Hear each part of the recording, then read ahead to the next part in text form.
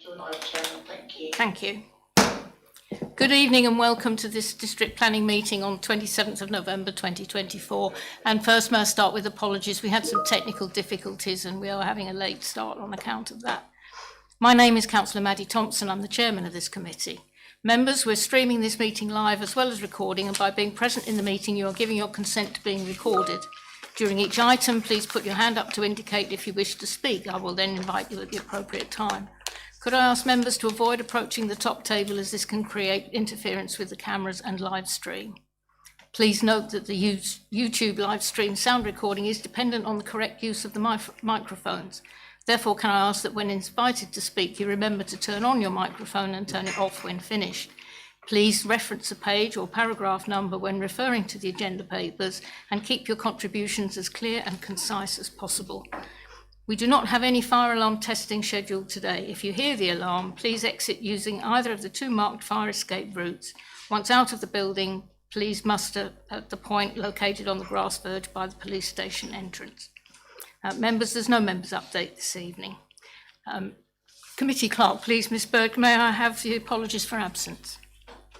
Yes, Chairman, thank you. Good evening. Apologies have been received from Councillor Durham, Councillor Hughes, Councillor Lay, Councillor Miller, Councillor Shaughnessy, Councillor Swindle and Councillor White. Thank you, Chairman. Thank you very much. Item 3 is the minutes. It's recommended the minutes of the meeting held on 4th of September on pages 7 to 20 are approved as a true and accurate record. I shall take them as read and I so propose. Do I have a seconder? Councillor Morgan, thank you. Are there any matters of accuracy, anyone? May we agree them by assent? Agreed. Thank you very much. Item 4 is declarations of interest. To disclose the existence and nature of any disclosable pecuniary interests, other registrable interests and non-registrable interests relating to items of business on the agenda, having regard to paragraph 9 and appendix B of the Code of Conduct for members. Members are also reminded they're required to disclose any such interests as soon as they become aware, should the need arise throughout the meeting. Members, Councillor Stanley. Yeah, would you like me to stand, Madam Chair? I don't mind. It's a committee meeting, so please sit if you wish or stand if you prefer. I'm not going to declare any interest because we debated this last time regarding the which agenda item it is, the Barrett Wilson Homes one. Is it 5 or 6 or so, whichever one it is? But what I'd like to do, and I have discussed this with you, Chair, I'm going to stay and I'm going to contribute because there's something a resident's asked me to do, but I won't vote. Thank you very much for that. Okay, thanks. Anyone else? No, thank you. So we move to our first planning item, which is item 5, Heybridge Swiss Football Club, Scraley Road, Maldon, Essex. So, and we have Miss Page to present, and then we have a public speaker, that's Mrs Kemp, who will be speaking remotely. So, Ms Page, please. Thank you, Madam Chairman. Good evening, members. Good evening. Very good. This is a full planning application for the erection of a building for a mixed use as a contractor's depot, pigeon club and groundskeeper stall, together with the change of use of land to the contractor's yard with external storage of plant, equipment and vehicles. Those elements are retrospective, and the application also seeks the addition of wooden cladding to the existing boundary treatment, and it's at Heybridge Swiss Football Club. Turning to the location plan here in an aerial photograph, the site's located to the northeast of Heybridge and forms part of the Heybridge Swiss Football Club, as you can see here in red, the application site. The site fronts onto Scraley Road to the north. Scraley Road, thank you. Scraley Road to the north, an access track to the east, which provides access to informal parking and some grass football pitches. You've got the main football pitch and the stadium facilities to the south here, and parking for the football club lies to the west.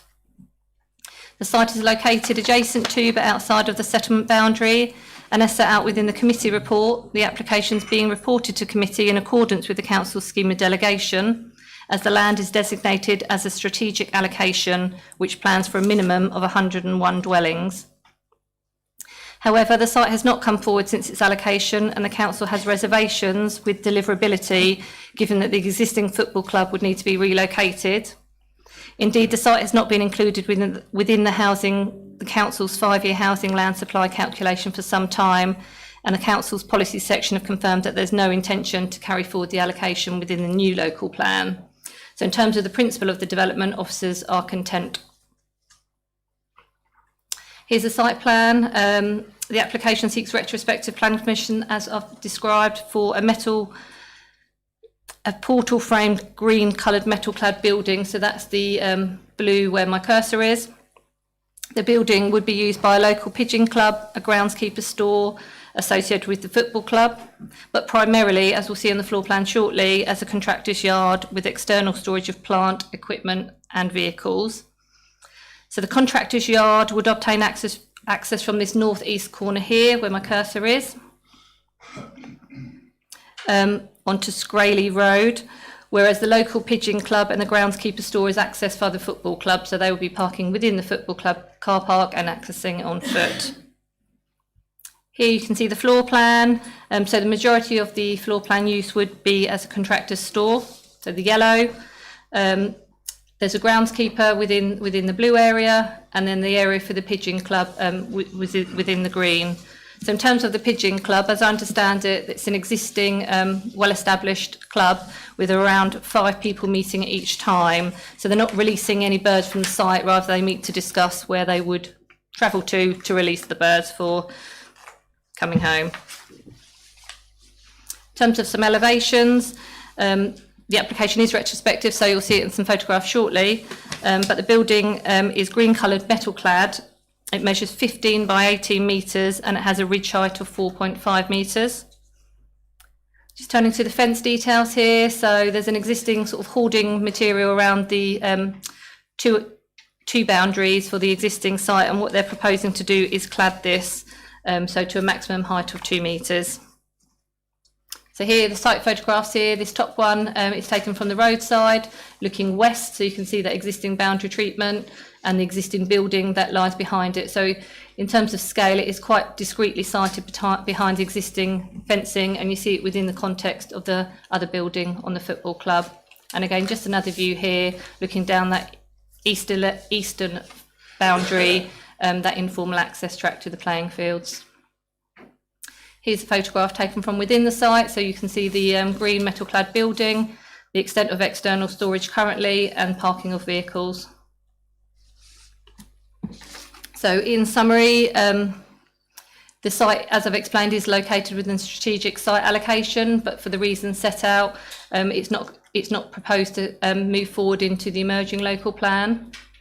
The development would support an existing local business within a sustainable location and would meet with the local plan policies and the aspirations of the MPPF to support economic growth.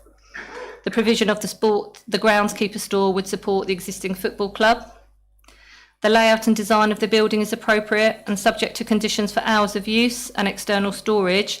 There would be no harm to the character and appearance of the locality. The proposed alterations to the boundary treatment would be an improvement in terms of visual amenity.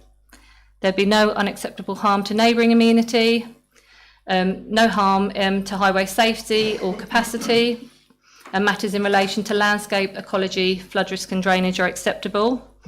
And therefore, in terms of conclusion and recommendation, having considered the benefits that would arise from the proposal and weighing this against the harms arising with the conflict with the strategic allocation, it's considered that the benefits to the development would outweigh any harm.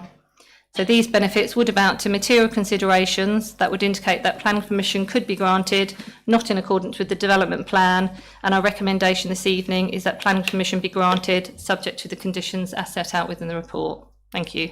Thank you. My apologies, I mentioned the wrong public speaker before. In fact, for this one, it's Mr. Ian Coward, who is a supporter. Mr. Coward, are you present? If you can find a seat, thank you, Councillor. Thank you, Councillor. Yes, please use that seat. You have 2 minutes to speak, so make yourself comfortable and we'll begin the timer when you start to speak. Good evening. So I'm the agent. We welcome the officer's recommendation to approve subject to conditions. Note that there were no objections when the application was consulted on, and no objectors this evening. So I'll actually be quite brief in view of all of that. As explained, the application replaces the groundkeeper's cabin and the Pigeon Club meeting venue, and also provides accommodation for Maldon Structural, which is essentially BH storage and distribution. Now, this firm has a strong connection with the club, and this explains why they're located adjoining the car park. We're just outside of settlement limits, but and as set out, the allocation for 101 dwellings is unlikely to go ahead. The site is previously developed land, and it has accommodated built form for many years. And as I understand it, the Pigeon Club has operated since 1972, so clearly it was important for them to be part of the scheme. The scheme has accommodated all three uses in one part of the site, and the quality of what is provided is significantly better than what was there previously, and a lot fitter for purpose.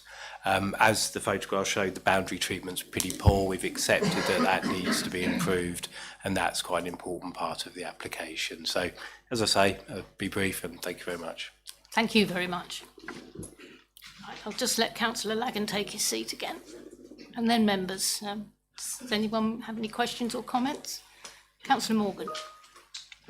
Yeah, thank you, Chair. Through you, can I just ask the officer, can you just confirm that this is a retrospective application for something that's already in place? Yeah, so the building itself and the use, external use for the storage, parking of vehicles is retrospective, but they are proposing to clad the existing boundary treatment, so that element of the scheme is not retrospective. Okay, but in terms of the activities carried on there at the moment, there have been no objections raised by anybody in the local locality? That's correct. That use has been operating for some time. We've not had any objections or comments raised within, well, you'll see the comments we've received during the course of this application, but as I understand, we've not had any other complaints from environmental health or anything similar. Thank you. In which case, Chair, I propose that we accept the officer's recommendation to approve. Thank you. Proposal by Councillor Morley to accept the office. No, wrong. Councillor Morgan to accept the officer's recommendation, seconded by Councillor Morley. Does anyone else have any questions or comments? Councillor Lagan. Thank you, Chair. Just it's refreshing to see a community building coming together and to support the Pigeon Club from the early 70s. That's probably a bit of a coup for them, so I support that.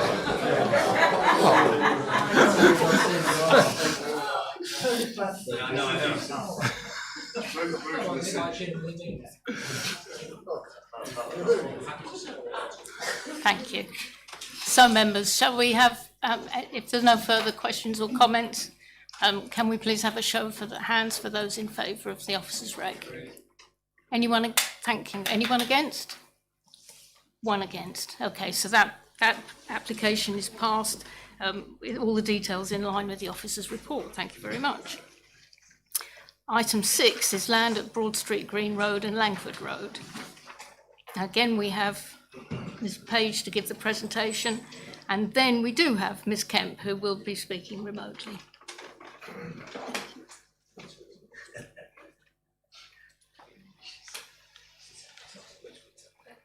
There we go. Thank you. So this is a full planning application for the erection of a 3-storey 66-bed care home for older people, together with associated landscaping, car parking, access. Here's the location plan and an aerial photograph here. So the application site is located within parcel 8. So on the top right, you can see parcel 8 within the green. It's located to the southern edge of the overall North Heybridge garden suburb. So you can see the application site outlined in reds. So the northern boundary of the site adjoins the main spine road that runs through the site, beyond which residential development is being built out on parcel 7, so up here. To the east is the open space and the land allocated for sports provision. To the south, you've got an established existing hedgerow, beyond which lies agricultural land and a cluster of residential dwellings, accessed via Wood Lane. To the west is land allocated for the school provision. So you can see that on the Google image, the site sort of where my cursor is hovering, you'd have the sort of neighbourhood centre and school sort of further to the west. Turning to the site plan, as you've heard, it's a proposed 66-bed residential care facility, and it provides general residential and residential dementia care. So the plan layout and internal arrangements allows for the home to be split into the separate care requirements based on demand. In addition to the 66 ensuite bedrooms, the building would provide assisted bathrooms, a hair salon, cinema room, library, sky bar, cafe, and then some standard lounges and dining rooms, as you'd expect, together with back-of-house facilities.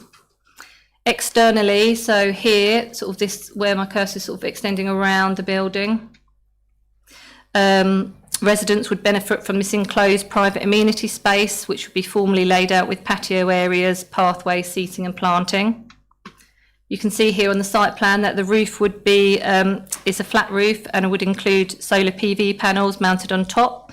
And you'll see on some of the images later that they would be hidden from the ground because of the parapet. In terms of access, there's a singular access point would be taken here at that northern boundary of the site from the main spine road. This access would only serve the care home and the assisted living building, which I will demonstrate on a later slide. And that assisted living building is to be delivered under a separate planning application. So across the site, 25 car parking spaces would be provided, including 2 accessible spaces here, 6 with electric vehicle charging facilities here. And the application includes a drop-off area and ambulance parking located towards the main reception area. So the main reception's here and the drop-off's right in front. Covered cycle storage would be provided close to the main reception for visitors, and there's a separate cycle store for staff being proposed. So I've included this plan here really to give an indicative, well, it's an indicative layout of how the care home could sit with adjoining proposed development yet to come forward within any formal application. So where my cursor is here is the care home, and you can see what potentially could come forward for the assisted living and the neighbourhood centre with the medical centre there. So I've included this really just to sort of show that the care home and the assisted living are very much accessed via a separate access point off the spine road. There's no vehicular access over into the neighbourhood centre, which would benefit or would require its own separate access here. So you can see that the access, you know, for the care home, you'd be coming down here, and the reception areas right there. So looking at the ground floor plan here, so all bar one of the bedrooms have direct access into that landscape courtyard area. You can see here your main reception area, and then the open plan sort of day room, reception lounges. And here on the ground floor is all the associated kitchens, laundry, storage rooms, staff rooms, etc. The first floor, again, further bedrooms. There's a lounge, a tea room and a quiet room. And on the second floor, further bedrooms, a lounge here, sky bar and the library. So just looking at some elevations, the overall height of the proposed building would be approximately 10.75 metres to the parapet. So it's 3 stories, but obviously designed there as that flat roof. As you can see here, those solar panels would be hidden. The proposed care home is designed with materials to include brick and cladding to offer detail and articulation to the elevations. And these materials are in keeping with the locality and what's been approved on earlier phases of the Heybridge site, and would assist in the building assimilating well into the surroundings. So there's the east elevation.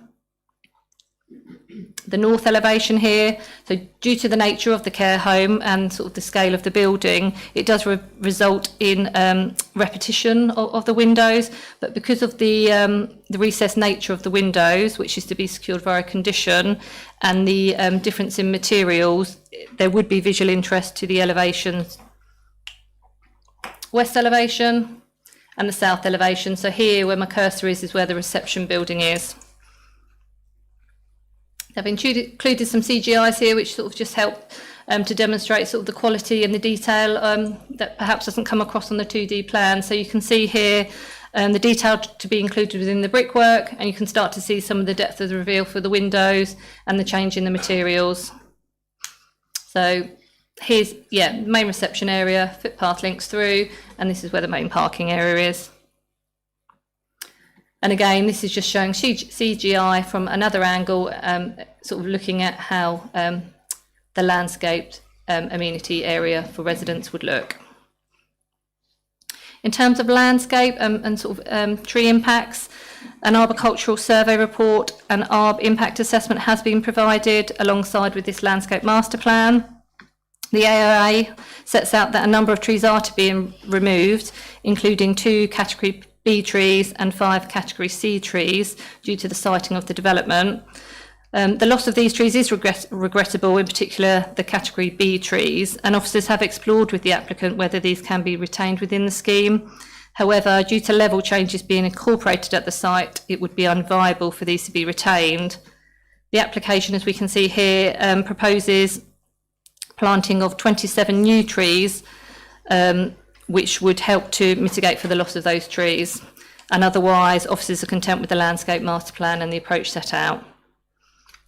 Included within the application are some bike shelters. So you've got a bike shelter within the reception area, which will be for visitors, a separate bike shelter to here where my cursor is, which would be for staff, and it is located towards the sort of those back facilities, staff facilities. There's a bin store also located here, which is located to be close to the kitchen. And then there's a separate meter cupboard, garden store, a battery storage unit, and a substation. So in terms of a member update, there's just one brief update for you this evening, and that's in regard to adding an extra plan to condition 2. So officers seek to add that plan, which relates to the substation details that was omitted previously. In terms of a summary then, the principle of the development on this site has been accepted within the outline hybrid application. The layout would relate well to other developments being built out on the site, and the height would not be excessive nor result in an unduly prominent building. The detailed design and materials would be appropriate to the context of the site. The development would deliver 66 ensuite bedrooms, being well laid out with generous internal and recreational spaces. There'd be no unacceptable impact to neighbouring amenity, and matters in relation to highway safety, parking provision and cycle storage is appropriate. Otherwise, matters in relation to landscape ecology, drainage and flooding are also appropriate. And a recommendation this evening is that plan permission be granted, subject to the applicant entering to a legal agreement to secure financial contributions towards healthcare and to secure planning and subject to the conditions as set out within the report. Thank you. Thank you. So this time we do have Ms Kemp to speak. Can we get the lady up on the screen, please, Tara, Ms Bird? Hi there, can you all hear me okay? Yeah, we can hear you, but we can't see you. Oh, right, my camera is on. Oh, yes, we can see you now. We can see you now. So if we could get the timer up, please, then again, you'll have 2 minutes from when you begin to start. Okay, when you're ready. Thank you. Good evening. L&T is the UK's leading care home developer, having built approximately 250 care homes nationwide. Many of these have been sold to different care operators, whilst others are retained within the L&T group and operated by our sister company, meaning we have decades of experience now in operating as well as building these homes. The site would benefit from 16 cycle spaces and 25 parking spaces, including electric vehicle charging points and accessible spaces. Traffic generation at the home would be relatively low, and residents will not have cars. Although there would be 24 members of staff on site at the busiest part of the day, shifts are staggered to avoid busy changeovers. Staff, residents and their families usually come from within a 5-mile radius, so are more likely to walk, cycle or use public transport. Visiting hours are also unrestricted, and most visitors tend to arrive in the evening when there are less staff on shift, so more parking spaces available. The development will generate a total of 50 to 60 jobs for local candidates and provide a significant boost to the local economy. In order to try and reduce running costs for the home and help combat climate change, over 70% of the home's energy would come from on-site renewables, and a battery store allows any surplus energy to be stored for future use. The external appearance of the home has been designed to assimilate within its surroundings, as well as maintain privacy to existing and future neighbouring properties. The design has evolved through our extensive operating experience, putting our residents at the heart of what we do.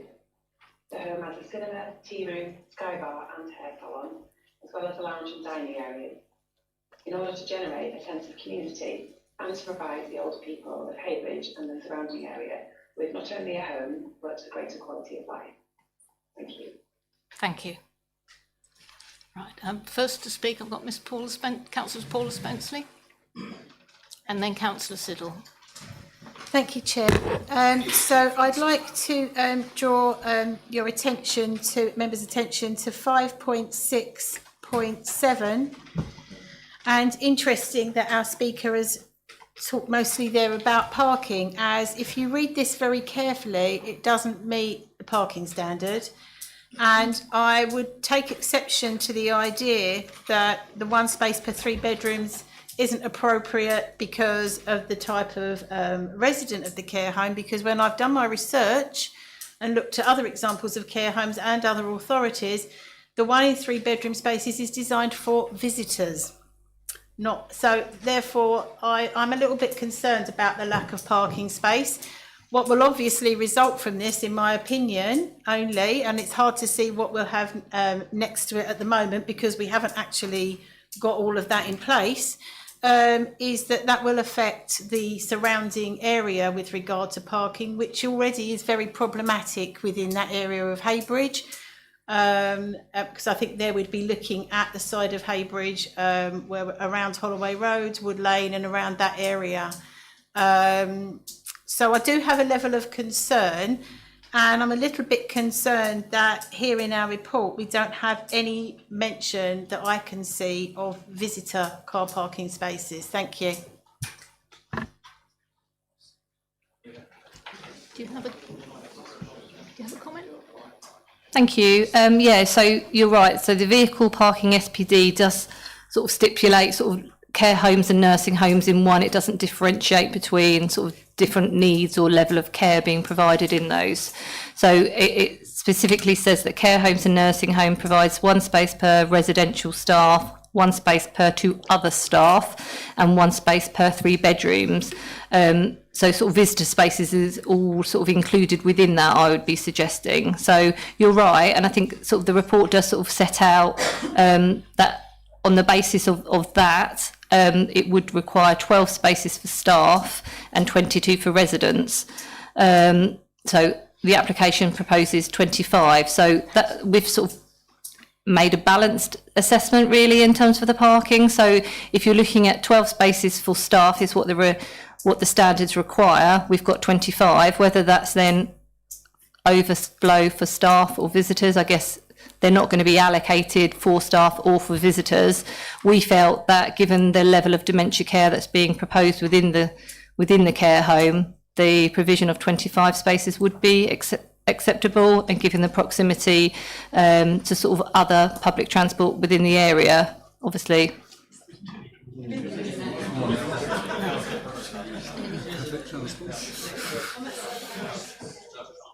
Yes, please come back. Yeah, I think the provision of the public transport there is a little bit like wishful thinking. From one side of my ward, we have 1 bus every 2 hours that goes to Chelmsford. We can't even get to Maldon by bus. So, I mean, I think that's a little bit like wishful thinking, to be honest. With regard to, I still don't understand when I've looked at other, and I've got examples of other councils, and when they look at care homes, they look at the visitors, they don't distinguish between whether or not they're visiting somebody who's, got dementia or somebody who hasn't got dementia. And I don't really understand how that's come into the equation here, because the 1 per 3 bedrooms is supposed to be for visitors. That's what it states in all the guidance that I've seen. So I'm a little bit mystified by this decision. It does feel, if I'm being honest, a little bit like a justification for accepting something that isn't quite on the money. And that concerns me, because while I understand that the care provider, you would imagine, wouldn't want to be providing less spaces than they should, I can't really see that that they're going to be that worried if it's actually residents who are inconvenienced in the future with people parking in places where it's not helpful. So, I do have a level of concern. And I'm just expressing that now so that it's noted. I'd like that concern noted within this meeting. Obviously, it will be. So thank you for your reply. Thank you. Thank you. Just coming back, sorry, on the public transport, it's more, sorry, in terms of what's due to be delivered within the Heybridge garden suburb and the bus facilities. In terms of, and I completely understand the concerns in terms of parking provision, it is something we have discussed with the applicant. The applicant deals with a lot of these care homes. They're working on, they know what the demand and the need for parking would be, and that's why they're content that the number of spaces proposed would be adequate to meet with demand. Thank you. Thank you. So next is Councillor Siddle. Thank you, Madam Chair. First of all, I'd like to correct that this is not in Great Totham. This is in Heybridge. It is right on the boundary of Great Totham Parish Council. So this is a Heybridge development, not a Great Totham Parish development.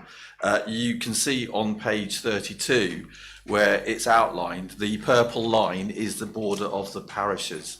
So can this please be corrected in the report, because it is not in Great Totham. I also have concerns about the car parking. The applicant just said there will be 24 staff and there's 22 parking spaces.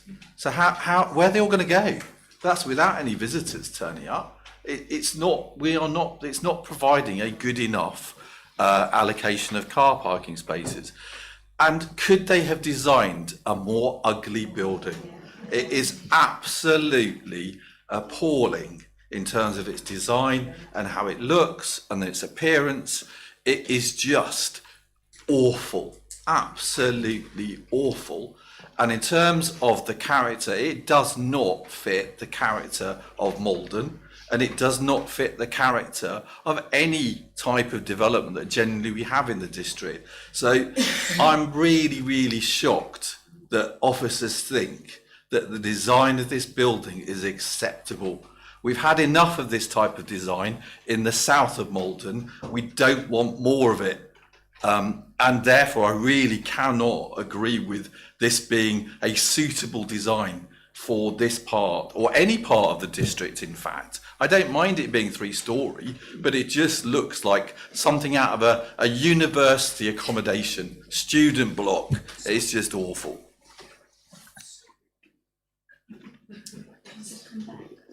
Yes, please come back. I can just come back on the first point about the Great Totham or the Heybridge. That's been queried by other councillors, and it is something we've looked at internally.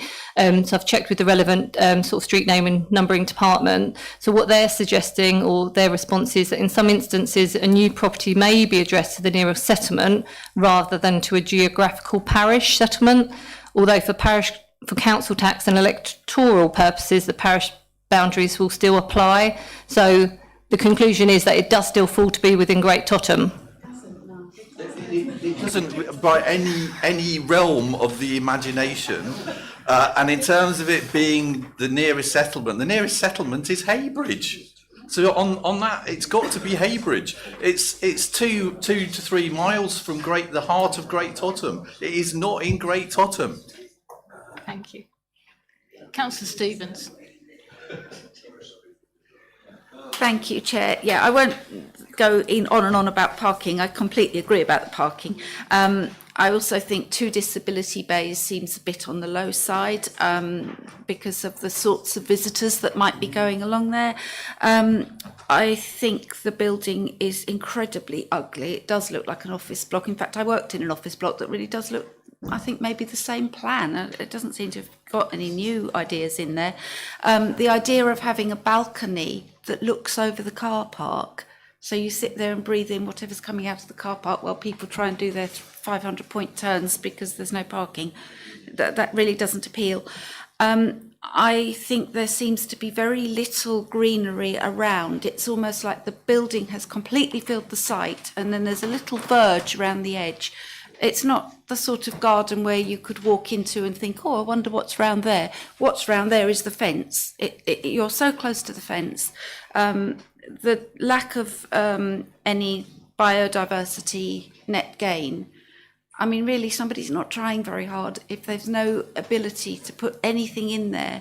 To lose tree canopy, I don't understand how we can have 27 trees replacing 7 trees, if I've got those numbers right, and still end up with less tree canopy. Are they the wrong trees going in? I'm very disturbed about that, because I think we really have to get that biodiversity gain. And I have got one more point to make. Yes, the 3 stories. I don't mind that it's 3 stories particularly, but I don't understand why. And I suspect originally it was going to be 2, and now that it's 3, we're still trying to cram all the same stuff, but more parking onto the same site. If you're going to go up to 3 stories with more, presumably that's more bedrooms, more facilities, you've got to have a bigger site to fit in the biodiversity net gain and the car parking. Thank you. Thank you. Yeah, in terms of sort of the scale of development, the parameter plan within the outline consent allowed flexibility of the uses around the different parcels. So this parcel has been chosen because it better relates to the adjoining neighbourhood centre and the assisted living. So the 2.5 storey was never necessarily anticipated for the care home height. It was more the built form within this area of the site. So I think it was, if it was going to come forward for residential on this part, it would have been 2.5 storey. It wasn't to say that it was always expected that the care home would only be 2.5 storey dwelling. In terms of biodiversity net gain, the application has been submitted with full biodiversity net gain metric to demonstrate that 10% biodiversity net gain is being achieved on the site. And yeah, in terms of the design, I'm not sure there's too much to come back to in terms of the design. I think in terms of the materials, it's very much a palette of materials that has been approved across the rest of the Heybridge garden suburb. Obviously, it's a large building. The nature of the care home use does result in a larger scale of building. We feel that the staggered nature of the siting, the change in the materials and the recessed windows would add enough visual interest to that building to make it acceptable. Okay, thank you. Councillor Passenger. I would like to go back to the car parking issue, because as somebody who has, I travel to Barking every week to visit my mother in a care home, and the most stressful part of that is finding a parking space. So if I don't leave early enough, and it's a much smaller home than this, and they have about 15 parking spaces, the big issue for me is where can I park? So it's not just for the people that are in the home, it's for the people who are visiting the home. The stress, I can't tell you how much that compounds the problem that I'm facing. Not only that, we have on this plan, I don't see any emergency parking spaces, so for ambulances coming in. So that's another issue, because at the home where my mother is, right by the door, there's about 3 or 4 emergency parking spaces for ambulances, because especially a home this size, there will be people going in and out that need ambulances. And that's just for pure transport, to take them to the doctors or whatever. So people in wheelchairs, they get special taxis that have to be right by the door. So you need those special parking spaces. So everything that's been said, I absolutely agree with. Plus, I don't see any public transport bus shelters being included in there or anything like that. So even if we did have a bus, I don't know if it would be going to the home or not. Certainly some provision for that. But I would say parking is a real issue. And this 24 staff, 60 people and 25 parking spaces is really, really amiss. And it's minimal. I don't know how that's happening. Did you want to come back? Yeah, I mean, again, I don't know the nature of the care home that your mother's in terms of whether there's set visiting hours, but the visiting hours within this would be varied. So it wouldn't be a case of everybody's coming between a 2-hour window. I don't know if that's the same example as yours or not. Thank you. All I would say is that you cannot legally regiment when people will visit or when they won't visit, because they always ask us to visit either before lunch or after lunch. But to be honest, I go whenever I can, and there's nothing that anyone can do. They won't stop me going in. So consequently, that rule doesn't really apply, and I don't know how that's sort of getting some weight here to suggest that parking wouldn't be an issue, because you can't dictate when people will visit, how ill somebody is. They may need immediate attention, they may need somebody to turn up, family to see them immediately. So, that's again one of those areas which I don't think really has any sort of any weight at all, really. Thank you. Councillor Bell. Thank you. The Care Inspectorate recommends that care homes for older people should have no more than 60 residents in total. And according to carehome.co.uk, 89% of small residential homes were rated as good as or outstanding, compared with just 65% of large 50-plus bed care homes. Now, do we not want the best for our residents? Of course, especially our older residents. Do we not want the best in amenity, and do we not want the best outcomes for them? I do, and I don't think this home provides that. Thank you. Thank you. Councillor Fitton. Thank you, Chair. I mean, I'd just like to sort of go back to the parking again, because looking at other authorities, we seem to be, but not by any means the strictest in terms of requirement. Just pulled up at random Staffordshire Moorlands. They basically say one space per member of staff and one space per 3 spaces for visitors.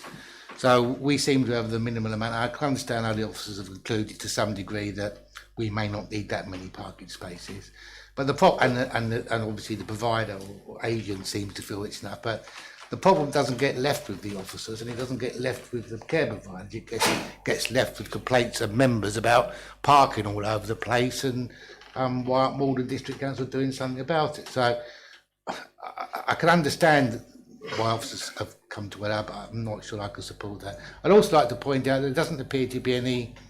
I'm not an expert on residential care and how mobile people are, but the parking standards does indicate that in these types of facilities there should be provision for mobility scooters, which we don't seem to have at all.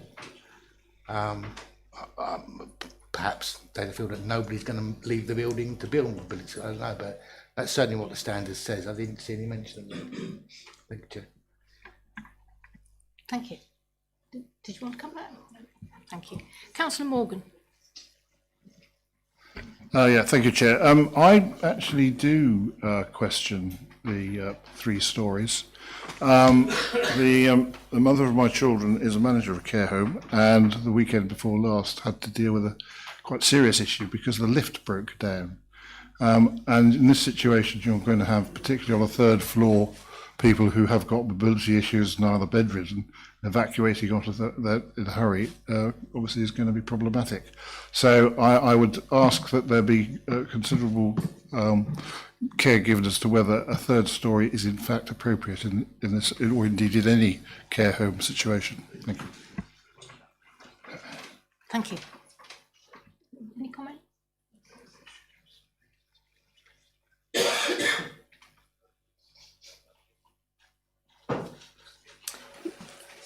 So you're right in terms of the 3-storey lift. A lift is proposed within the building. I appreciate what you're saying in terms of it could break down, but yeah, a lift is obviously proposed within that. So, thank you, Councillor Fluker.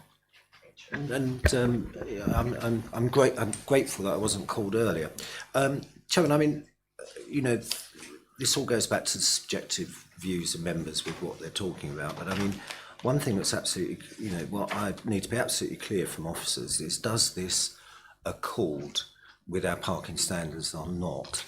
And do officers, are officers saying that this accords with our own design guide? And perhaps before you answer that, could you put the rendering up of that shows the roof line?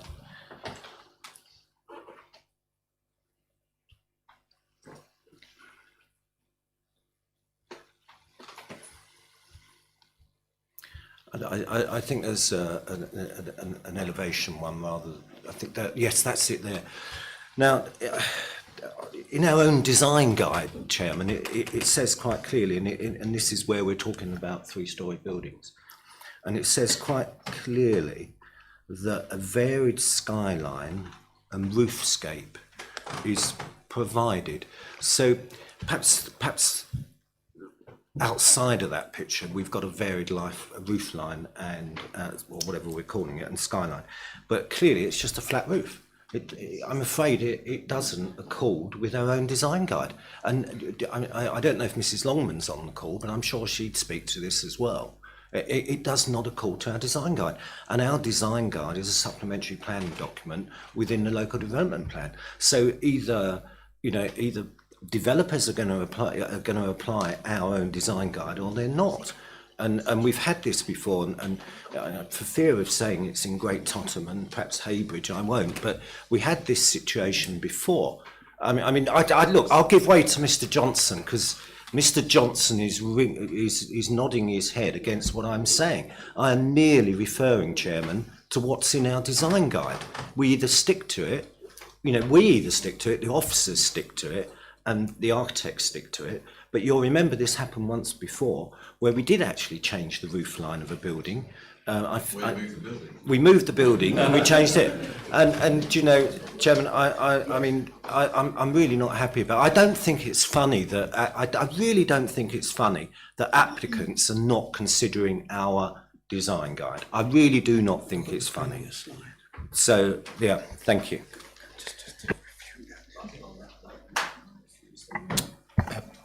Thank you, Chair. Just to clarify to Councillor Fluke, I wasn't nodding my head in response to your comments.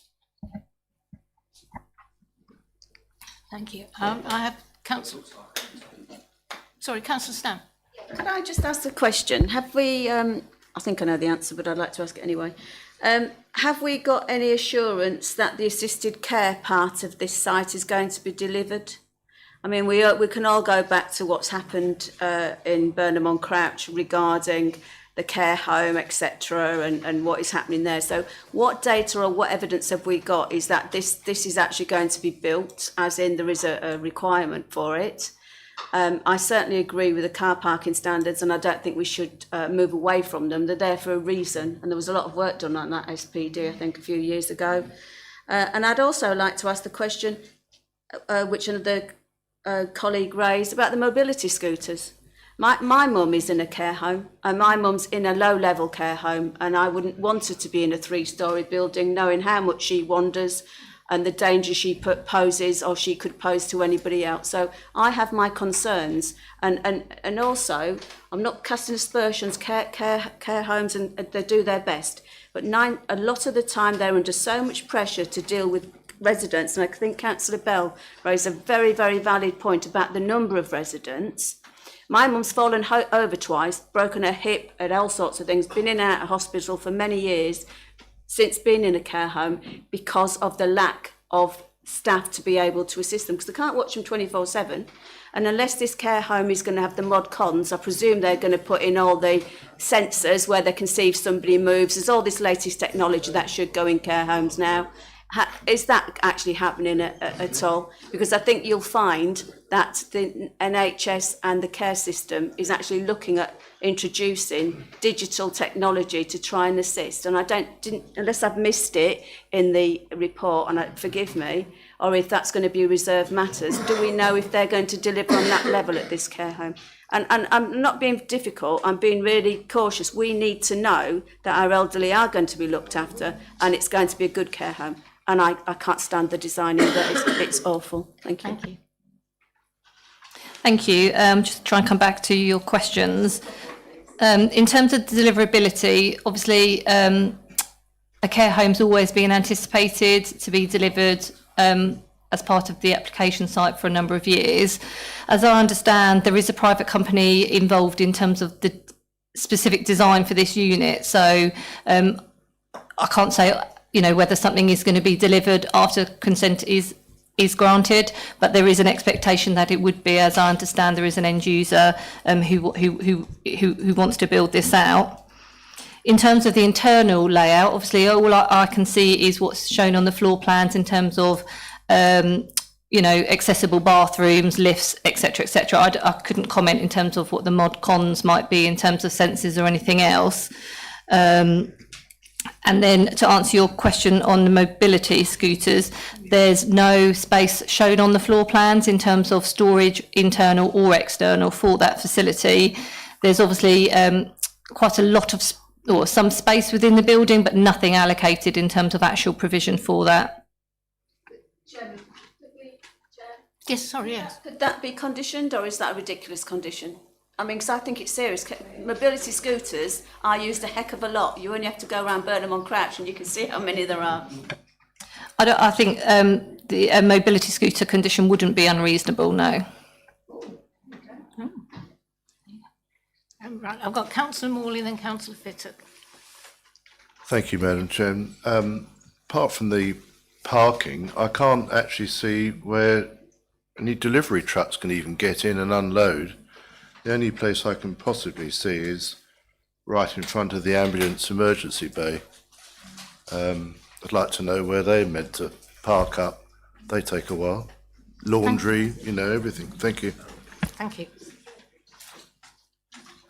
Yes, if I just share the site plan again, not that it's going to answer your question any clearer, but yeah, you're right in terms of where the sort of back of house, if you want to call it, and the kitchen, laundry room, it's on the ground floor within this area where my cursor is. So you're right in terms of that the plans don't have any specific allocation for that. Thank you. Okay, before I let Mr. Councillor Fittock come back, I've got Councillor Siddle Norman to speak.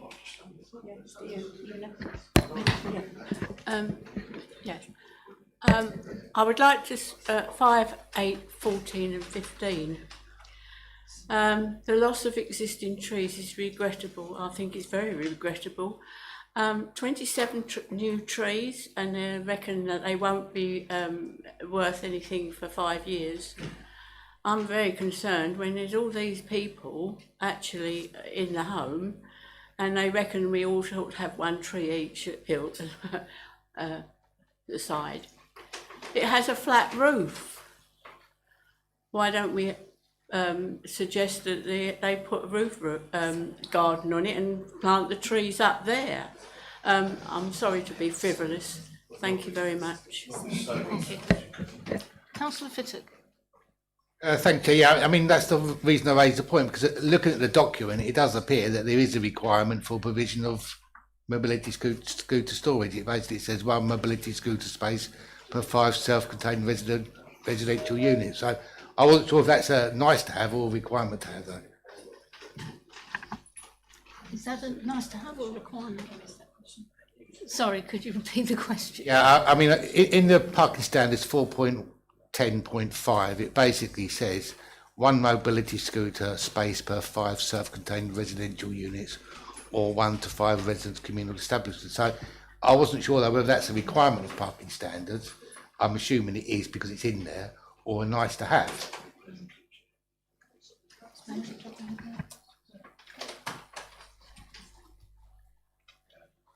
I think we'd probably need to take that away, to be honest, to check. I don't want to say to you what I think it is without actually checking what the policy actually says. Sorry. Right. Councillor Paul Spenceley.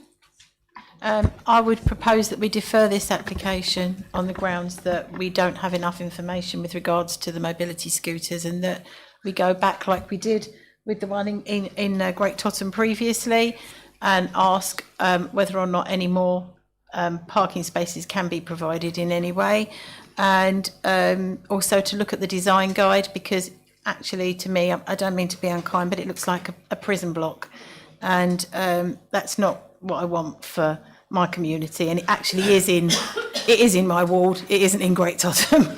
So I'd propose that we defer, but I'll leave that to other people's judgment.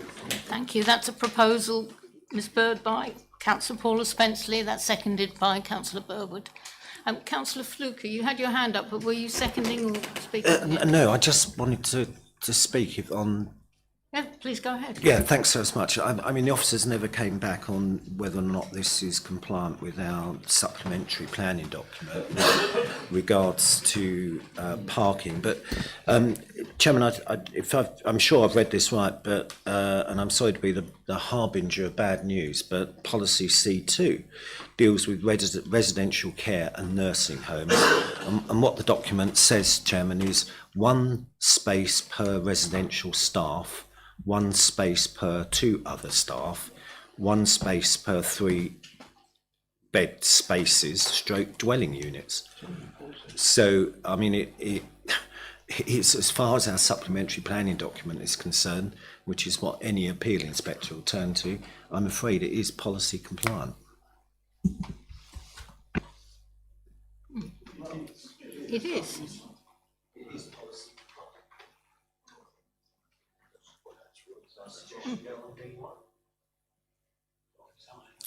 Well, members, I'm reading the room. I'm getting the feeling that there's a move to refuse this, which introduces, of course, the constitutional break.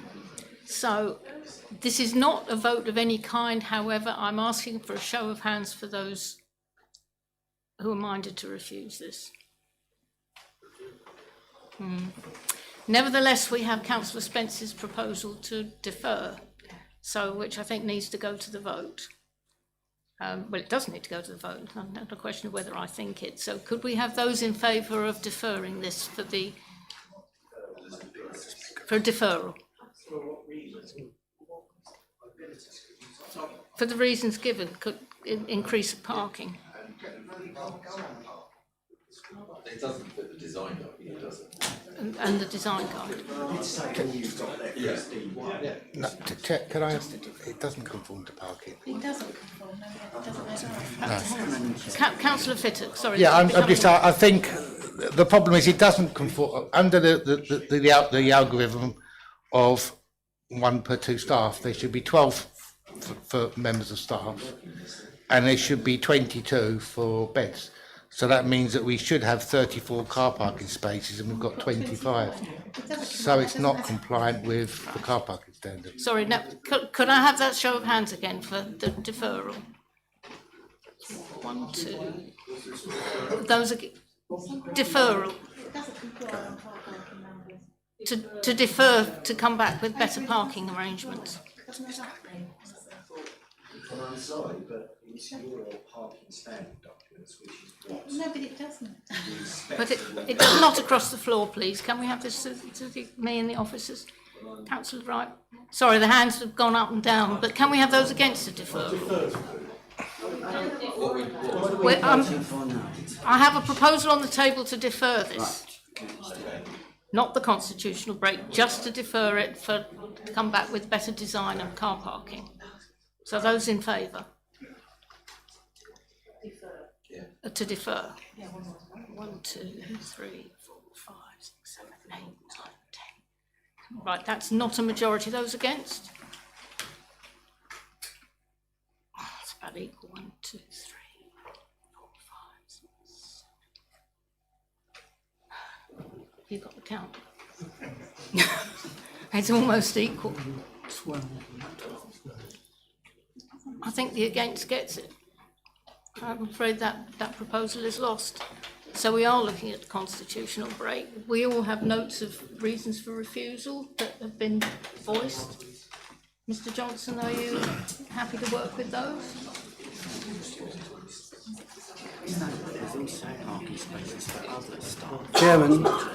Chairman, the car parking standard. I ask that you speak up because the hearing loop doesn't work and I'm really struggling to hear. I'm sorry, I will try much harder. And 12 for staff, so it should be 30. I've just got the officers looking at potential reasons for refusal. Councillor Siddle. Yeah, so there was an awful lot of talking. There was an awful lot of talking while Councillor Fittock was going through the parking policy and what the actual calculation is. So, Chair, could I ask Councillor Fittock to go through his calculation and the reasoning again, so that all members can hear what he said? That sounds like a very good idea. Councillor Fittock, would you mind? Councillor Fluker is right in as much as that it is 1 parking space for 2 members of staff non-residential.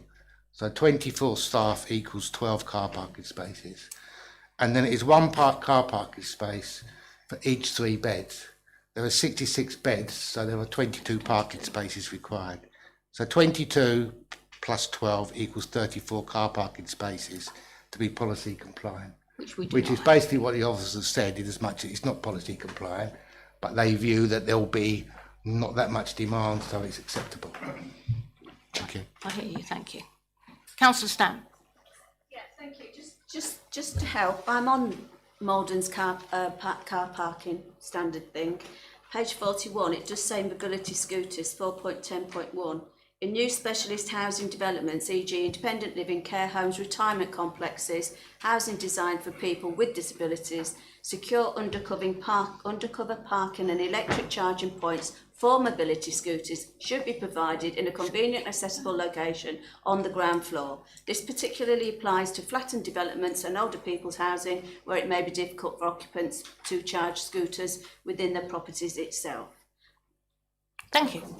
So it's not, yeah, and it's a new development. So we are, in fact, we have to apply the constitutional break. We have reasons for refusals for the officers to take away, and this will come back to us at the next meeting, which is not yet scheduled, but I trust will be soon. So thank you very much for that, members. And so we move on to item 7 on the agenda, which is reserved matters, land at Broad Street, Green Road and Langford Road and Maypole Road, again to be presented by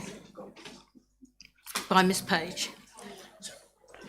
Chairman, you are really quiet. Even I'm struggling to hear you. I'm not, but you are. Sorry, I apologise. I'm speaking with my usual voice. It doesn't seem to be good enough. Is that better? Yeah. Ah, perfect. Thank you. Okay, moving on. Yes. Sorry, just to confirm, the constitutional break is invoked. I must use the correct word. So it is invoked, and we are now moving on to item 7.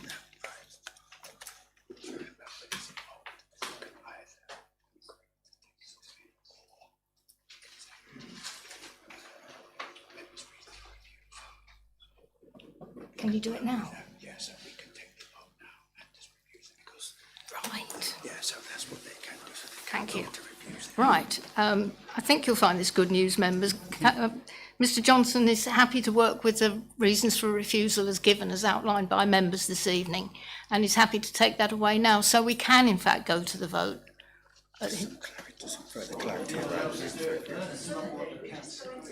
That's not what, well, no, council agreed that if officers are prepared to work with what's given and can take those and use those as reasons for refusal, we do, in fact, and I'm looking at the chairman of the council here, we can, in fact, take the vote now. Mr. Johnson.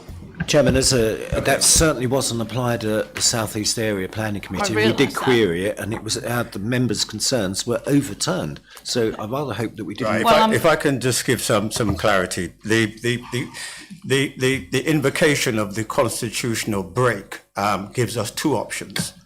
It gives us either an option that it's taken away for officers to then consider and then bring back what officers feel are the implications of the minded to decision that members have taken on the night. When it then comes back to committee, which will be the case at South East to some extent, then members can either resume from the position that they're taken with the previous minded to vote, or they could consider the new information or additional information, clarification that officers would have provided in a supplementary report to that committee. So in terms of South East, that's what's going to happen in terms of South East. The other position in terms of the constitutional break is that if members proffer up an overturn with reasons for refusal that officers feel are tenable, and officers can work with that, obviously also with members, then although the constitutional break is invoked, the report does not have to go away and a decision can be taken on the night. And that's my in my view, given that we're talking about design, and parking. We've already discussed issues around the deferral. A deferral just would not work because in terms of the design and parking, the design implications that would come from any redesign of this application would be tantamount to a new application. That just wouldn't be reasonable for us to be taking that away for a reconsideration of this current application. So in my view, although the constitutional break's invoked, members' decision can hold today, and in terms of the recommended reasons for refusal, in the usual way, in which as long as we've got clear guidance, and I believe the clear guidance here is in terms of design and parking, then that we can work up with the chairperson in the usual way in terms of the reason for refusal. Thank you, Chairman. Councillor Fluker. I think based on that advice, Chairman, I'd propose that we refuse the application contrary to the officer's recommendation in relation to policy D1 and the parking standards document. Thank you. Thank you. That's seconded by Councillor Neal.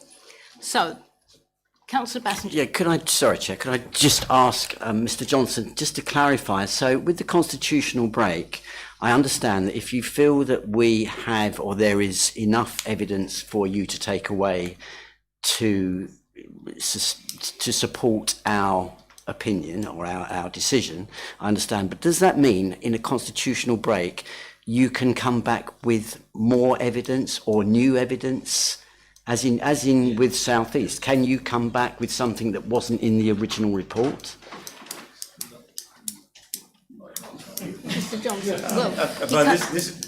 This could be turning out to be a discussion about the constitutional break. It's slightly confusing. I'm not sure if that's the right forum for this. No, we can take it away, and sure. that is something we're going to discuss. But in terms of this committee here, from what I've heard in terms of design and parking, they are reason for refusal. I mean, I'm not saying anything about how they would, bear out in any appeal, but there's something that is not unreasonable as reasons for refusal, and therefore a decision can be taken tonight. And there would be no further implications that officers can think about.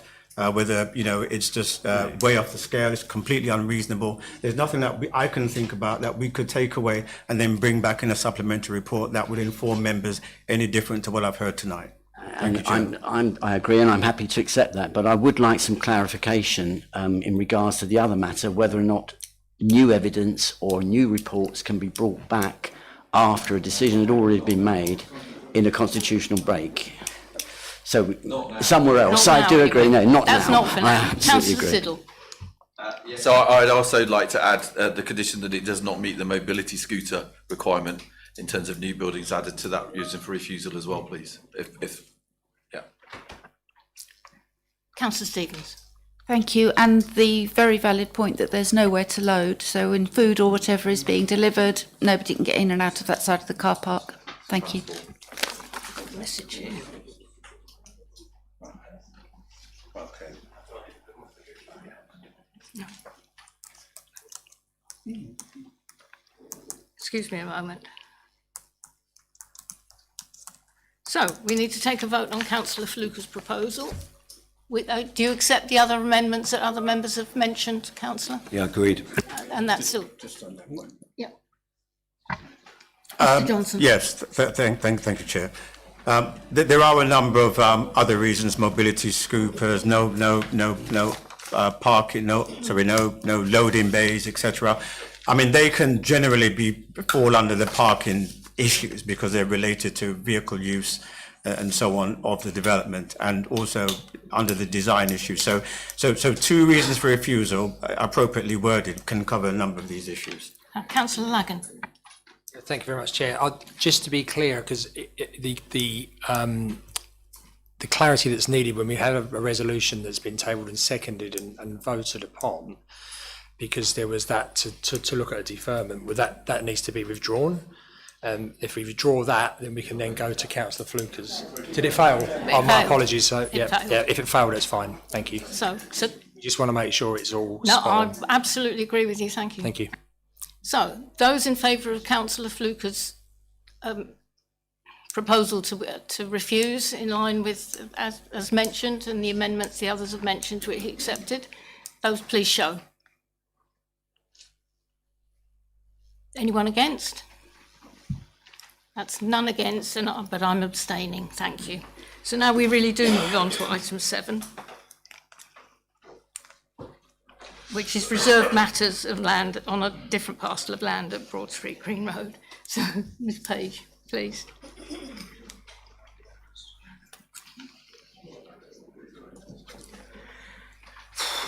Thank you. This is a reserved matters application relating to the approval of access, appearance, landscape, layout and scale for parcel 5 on the Heybridge garden suburb for the creation of 104 residential dwellings, apartments and bungalows, plus associated roads, parking and landscaping. It relates to the outline application 15/00419/out. So here we can see the location plan and an aerial plan again. So here we're looking at parcel number 5, where my cursor is in the yellow. This is on the southern edge of the overall North Heybridge garden suburb, now named Westcombe Park. The northern boundary of the site is formed by the main spine road, as we can see, that runs through the site, beyond which lies residential development being built out in parcel 4. So you can see that ghosted on that on the location plan. To the east, the land is allocated for the primary school, early years and neighbourhood centre within parcel 8 and the red area. To the south are residential dwellings that are occupied within Barbrook Avenue and here, so again ghosted on, they're set behind a landscape border that incorporates drainage infrastructure and landscaping. To the west are further residential dwellings under construction on parcel 2. So looking at the site plan now, just a point of clarification for members. Members will no doubt recall a separate planning permission's already been granted for the strategic landscape and infrastructure that surrounds this parcel, and which provides the open space, sustainable drainage systems and the vehicular, pedestrian and cycle connectivity. So this application should be seen within the context of the consented strategic landscape infrastructure.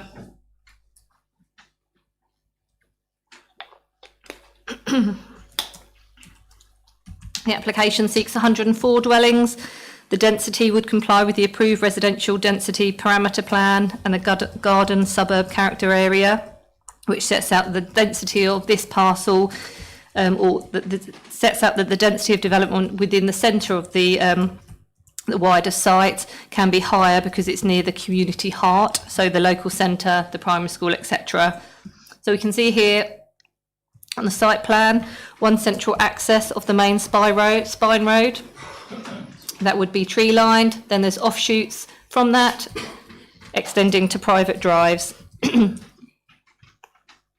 Active frontages would be maintained along the highway and the public open spaces to the edge of the site to ensure natural surveillance is achieved.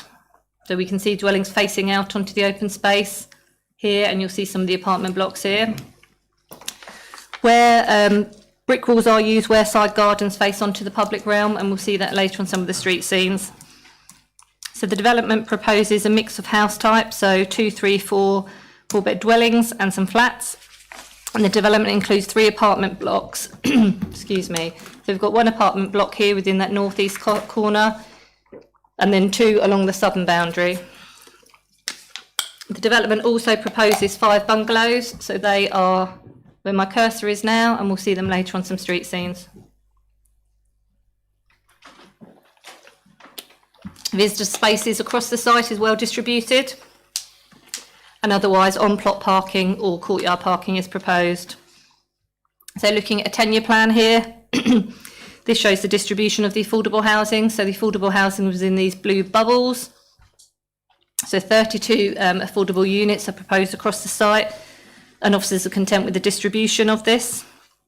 In terms of housing mix more generally, as set out within the committee report, requirements were set through the imposition of planning conditions and obligations in the 106 on the outline hybrid application. In particular, condition 37 on that outline sets out that the required housing mix for the development So that condition applies to the development as a whole and not individual reserve matters planning applications. So whilst this parcel does provide a high proportion of 1 and 2 bed units, this is considered to be acceptable as it was always anticipated that this parcel would deliver a high density development and a high proportion of the small units. In addition, this is the 4th phase of the development across the site, and the mix would assist in adhering to the overall requirements set out in the original outline planning application. It should be noted that the housing mix across the phases has been carefully monitored to ensure a coordinated approach to compliance across the development as a whole, and officers are content that the mix on this site will enable the mix within parcel 9, which is the last residential site to come forward, to be delivered in accordance with the wider requirements. So just looking at some house type plans here, so with the exception of the 5 bungalows, the development would be between 2 and 3 storey in accordance with the design code for this character area. This would be of a scale that reflects that already approved and being built out on adjacent parcels. The detailed design also reflects that within the locality, so we've got the use of projecting front gables, bay windows, stone sills and the use of chimneys, and the choice of materials also would be complementary. So on this parcel, 3 bricks types, including a red multi and a buff, varying coloured boarding, as we'll see on some of the images shortly, and roof materials, 3 different roof materials, terracotta, brown and a slate tile. We consider this would result in a high quality development that would assimilate well with adjoining development. So here is one of the house type plans for a 4-bed. A different 4-bed type here, so the buff brick here with the slate tile roof. This is one of the affordable housing units, so this is actually one of the 1-beds, and the developer has worked with us to amend some of the layout. So here you can see in the top right hand corner is the site plan. So the ground floor unit would actually have its own garden, and they've amended the layout here. The ground floor would actually have patio doors opening out onto the open space, and the other garden would be for the first floor unit. But in terms of appearing tenure blind, officers are content that the design approach for these affordable would comply with that tenure blind approach. Again, just showing you one of the 3-bed units here. So again, this is one of the affordable, but again, tenure blind, use of stone sills, etc. These are the bungalows now that we'll see again later on some street scenes. So again, the buff brick and the slate effect tile. Looking at the apartment blocks here, this is one of those ones on the southern boundary, so 2-storey brick and a boarding material. Block B, slightly different design approach, but use of the same materials, 2-storey in scale. Block C, which is within the northeastern corner, so this is where the higher density and the increased height, so you've got the 3-storey here, which is your red and multi-brick, and a light coloured boarding material. And in terms of street scene, so street scene A is the elevation facing out on the spine road, so you can just see the spacing between the dwellings and sort of how the mix of design and material sort of correlates.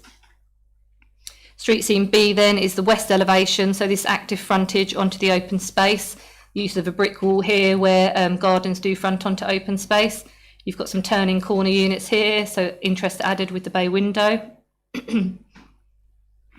Street scene C is your southern elevation here, so you can see the bungalows, these affordable units, and street scene D is the eastern elevation out onto the adjoining plot, so you can see the apartment block here, the 3-storey, some of the dwellings, the affordable bungalows, and then the apartment block here on the left hand side. And then E and F are the street scenes within the main spine road. So you can see the street trees that would be included within this main road, and again, sort of the design approach for those dwellings. In terms of the landscape plan, as already noted, the strategic landscaping and open space surrounding the site has already been approved. However, this plan shows the approach to landscaping within the site. It includes a variety of trees, uniformity in hedgerows, and you can see grassland to the site edges. So this approach to soft landscaping would tie into the wider development and is supported. So in terms of a summary, the principle of the development of this site has been accepted. This is a reserve matters application, of course. The density, layout, design and detailed appearance of the development would be acceptable. The development would deliver a range of accommodation types and sizes, including 32 affordable homes, provide high quality amenity for future occupiers and no unacceptable impact on neighbour amenity. There'd be no adverse impact upon the local highway network. Adequate parking would be provided. And matters in relation to landscape ecology, flooding and drainage are also acceptable. And our recommendation is that planning permission be granted, subject to the imposition of conditions. Thank you. Thank you. Right, again, we have a public speaker. This time it's the agent, Mr. Michael Smith. If you'd like to come forward. Councillor Blaggen's vacating a chair for you. Thank you very much. Right, we have the timer up and it will begin when you begin to speak. Thank you. Thank you, Chair, and on behalf of the applicant, thank you for the opportunity to address the committee this evening. The applicant would like to thank our case officer, the housing team and the statutory consultees for their help in the preparation of a scheme that has a recommendation for approval. Pre-application discussions began in June of last year, but the character of the garden suburb has already been established through the design code and the parcels that have already been accepted. Just over 900 homes have already been approved, and the scheme presented to you tonight adds another 104. We have worked hard with the council design and housing teams to make sure that a high quality scheme is created which continues the successful character of the garden suburb, delivering the density, layout and appearance needed to match the phases and parcels that have already been approved.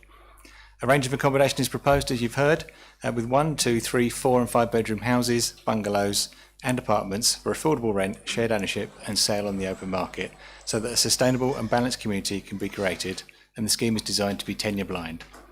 The affordable housing is designed to meet the needs identified by the council's housing team, including wet rooms for the older people who live in the bungalows, and is delivered in the context of the site-wide mix that was updated and approved again in September of this year.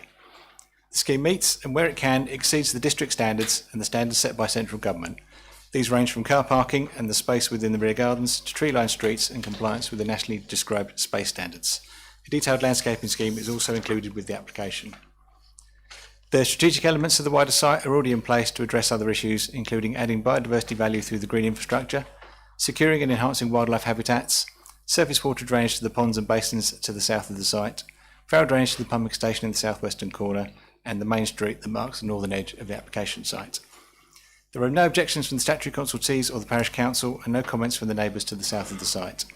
The proposed scheme is designed in accordance with the strategic master plan framework, the strategic design code and the affordable housing mix sought by the council's housing team, and continues the established character of the garden suburb at North Heybridge. As such, I trust that you concur with the case officer's recommendation and will resolve to approve the reserve matters. Thank you very much. Perfectly timed too, may I say. Right. Members. Now, Councillor Morgan. Thank you, Chair. The very first council meeting I attended after I was elected in 2022 was a district planning committee meeting where we were looking at the reserve matters for the previous tranche of buildings, and in there were all sorts of issues relating to communications between the sites and into the rest of Heybridge and various other matters which had been promised, and the saga since then is how very few of them have actually been provided. So I just hope that if we do subsequently pass this, that the officers will be very assiduous to make sure that those various conditions and situations were actually going to be carried out, and we're not having to see people with buggies wandering down Maypole Road on a 40-mile-an-hour dashing into the hedgerow to make sure that they don't get run over. Thank you. Thank you. Members, anyone else? So, oh yes, of course. Right, I've got Councillor Fittock, then Councillor Siddle. Thank you, Chair. And thank you for the officers for the support. I asked a number of questions which responded to, but I must admit I'm somewhat bemused by this development. I've taken the liberty to break down what's been consented and work out what the actual mixes we're getting are. And given this was consented in 2019, it would be using the 2014 SMAR as its guidance. And at that point in time, it said that 60% of the housing should be small housing and 40% should be the larger housing, i.e. 3 to 4 bedrooms, and that 50% of the social housing should be 1 bed, 25% 2 bed, and 25% 3 bed. At some point in time, it was recommended to members that we should disregard our housing mix and make this 50-50 match. Okay, I assume what the developers were saying is that they're not going to make enough money out of it. We want to build a slightly more higher market houses. So when I've broken this down, what's really happened is that all of the 1 and 2 bedroom, well, mostly the 1 bedroom market housing that should have been built, hasn't been built. That's been swapped with 1 bedroom social housing, and all of the 3 and most of the 3 bedroom affordable housing that should have been built has been switched to 4 bedroom market housing. So we've ended up with a development which is the foundation of our local development plan in terms of our largest strategic site that should be supplying a great deal of our housing need across the planned period, and it's nothing close to what we need.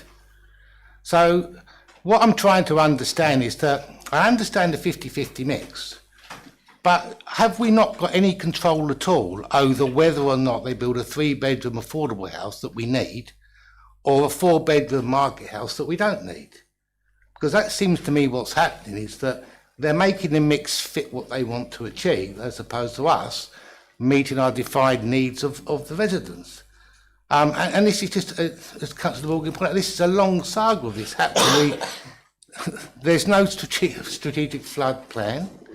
We've got access points that we was inferred we were going to have that are not going to happen by the sounds of it.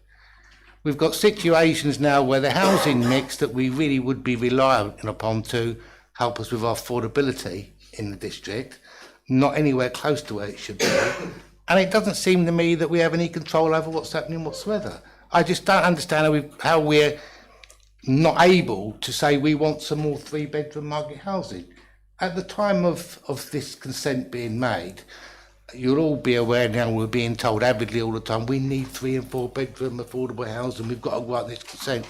So I had a look back at the housing register in 2019, and there was 17% of our housing list was 3 and 4 bedroom people waiting. What's changed? Not much. Now it's 19%.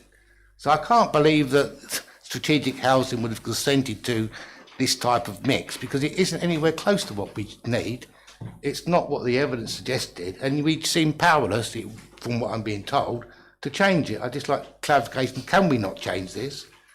I understand the 50-50 mix, but why can't we swap 3 bedroom market for 3 bedroom affordable? That still keeps the mix. Or 4 bedroom market for some 4 bedroom affordable. That still keeps the 50-50 mix. Thank you, Chair. Thank you. Ms. Page. Thank you. So much to come back with there. Yeah, so you're right. There's a condition on the outline consent, so condition 37, as you sort of set out, requires 50% to be 1 and 2 bed dwellings, a minimum of 30% as 3 bed, and no more than 20% as those 4 bed plus dwellings. But you're right in that sort of is across the entirety of the development. It doesn't sort of differentiate between market and affordable. But then the legal agreement requires that for each phase or each parcel, so each sort of reserve matters application, that there's a submission of the affordable housing delivery plan, which sets out the affordable. So clearly that condition 37 wouldn't allow us to just have 100% market. They need to comply with the amount of affordable housing, which is delivered via that affordable housing delivery plan. The concern I would have is about now sort of suggesting something doesn't comply with new policy or sort of a new sort of position of the council, is that if it wasn't secured on the outline application, it's difficult now to sort of say something different at reserve matter stage. Thank you, Chair. I fully understand that, but that's the whole point I'm making, is that there is no legal agreement to say that they can build X amount of affordable housing of this type.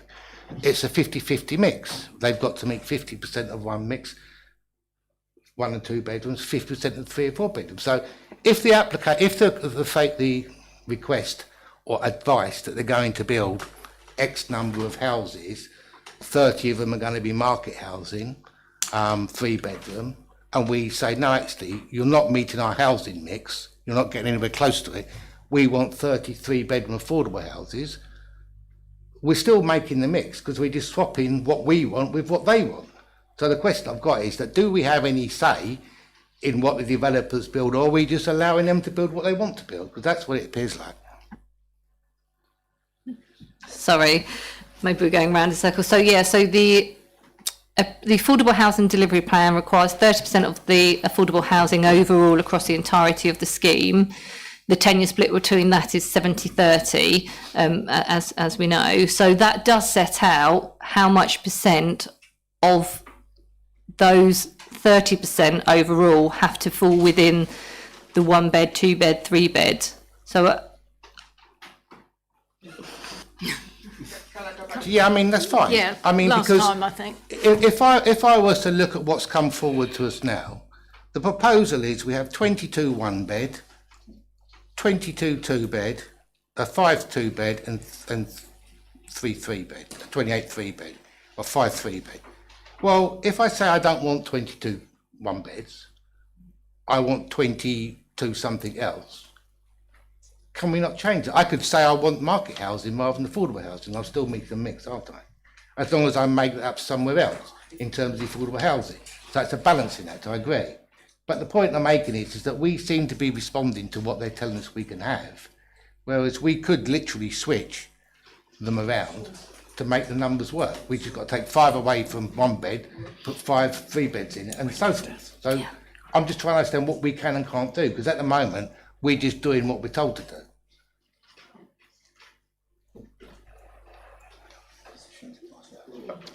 Yeah, Mr. Johnson. Thank you, Chair. I mean, that's difficult for us to answer in this position, Councillor Fittick.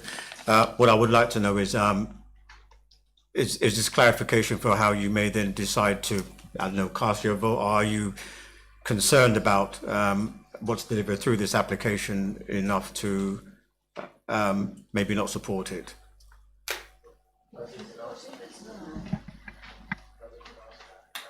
Yeah, fair enough. Okay. Thank you. But sorry, but okay, then the only thing I can say is that we can't answer that at this point. Thank you. Thank you. Right, Councillor Siddle. Yeah, so I do have concerns about how we're creating this mix, especially if the NPPF changes. We're setting ourselves up for huge targets for the future if we do not get this right. So I would really ask officers in the future to make sure that we are getting this right in terms of our balance and our affordability, because in terms of the new NPF, which the Labour government is setting, this will have a huge implication on our housing targets in the future. So I don't think there's anything we can do now, but we do need to make sure we're getting this right in the future. I know the Reserve Matters had it quite a long time ago, so that sort of ties our hands, as it were, as where we are. The other thing I'd say is it's not in Great Totham again, it's in Heybridge. So, please look at the parish boundary, which is right at the top of the development, and that is Great Totham. Where it is Heybridge. Okay, thank you. Councillor Stevens. Thank you. Yes, and I'm going to talk about the 3-bedroomed housing as well, because ideally, perhaps, if somebody wants affordable social housing, then they'll hardly have to wait any time at all. And clearly that isn't the case. People do have to wait a long time. But really, nobody should have to wait excessively longer than another person just because of their family mix. So if you're after a 3-bedroomed house, I can't see any reason why that family has got to wait 3.5 years for it, whereas somebody that's after a 2-bedder might get one after 18 months. If there's going to be a waiting list, and realistically there is, it should be about the same for everybody.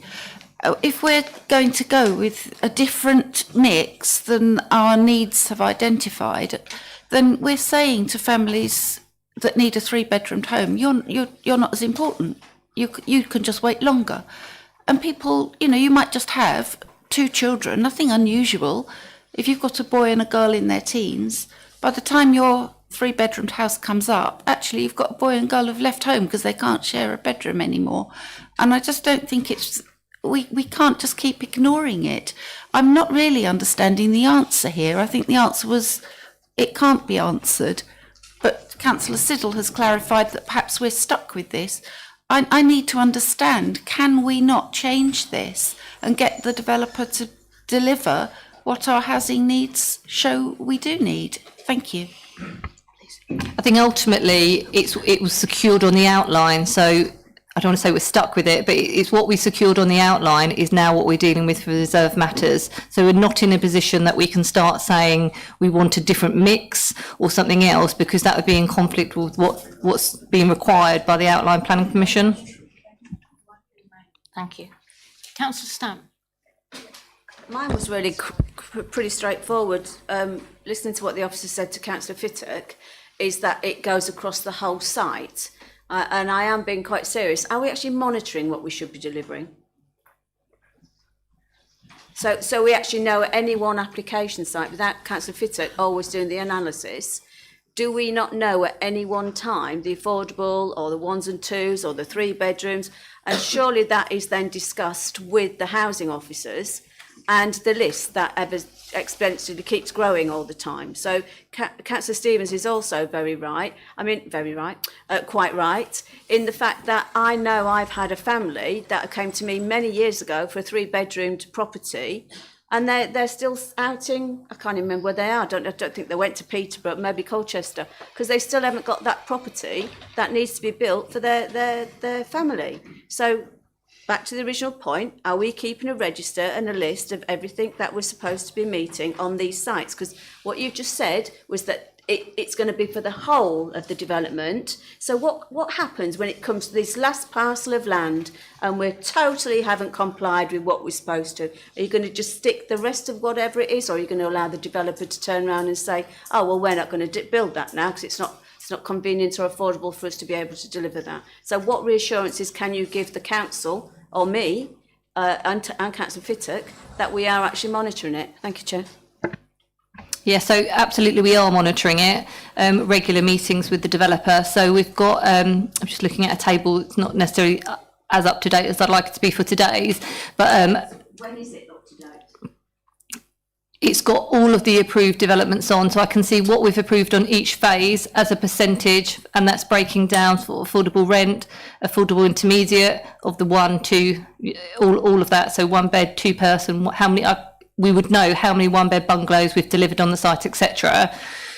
So where we're at in terms of officers discussing with them, we've got 1 more residential parcel to come forward, which is parcel 9, and I think that's for 110 units. So we're looking at the housing mix on that to ensure that, subject to this parcel being delivered with the mix that's being shown, we will know exactly how many 3-bed units, for instance, need to be delivered within parcel 9. So then that, if granted, the entirety of the site would comply with the conditions set out within the conditions and the legal agreement on that outline consent. So yes, we are monitoring it. And just finally, so what happens if the developer says, no, I can't afford to build that because you've left it to the last parcel of land? Well, they wouldn't be able to comply with conditions or what's been agreed in the legal agreement, so they'd need to come back to us to potentially see how that would be resolved. But what I would say in terms of giving members some comfort is that we have had some lengthy discussions with the developer for this last parcel. I think officers are confident that the overall mix will be delivered within a layout that is logical and would tie in with the rest of the development site. So it's not a case that you've just got lots of 1 or 2 beds or lots of bigger, larger units on this last parcel. It still remains a mix. Thank you. Councillor Fluker. Look, Chairman, I was just really looking at page 78, and we are where we are with this. Bearing in mind, it's we've moved on now to reserve matters. But if the affordable housing officer supports the proposal, then if this was to go to appeal, then I'm afraid he'd become a hostile witness to the local planning authority. So we have to go with that. Thank you. Councillor Burwood.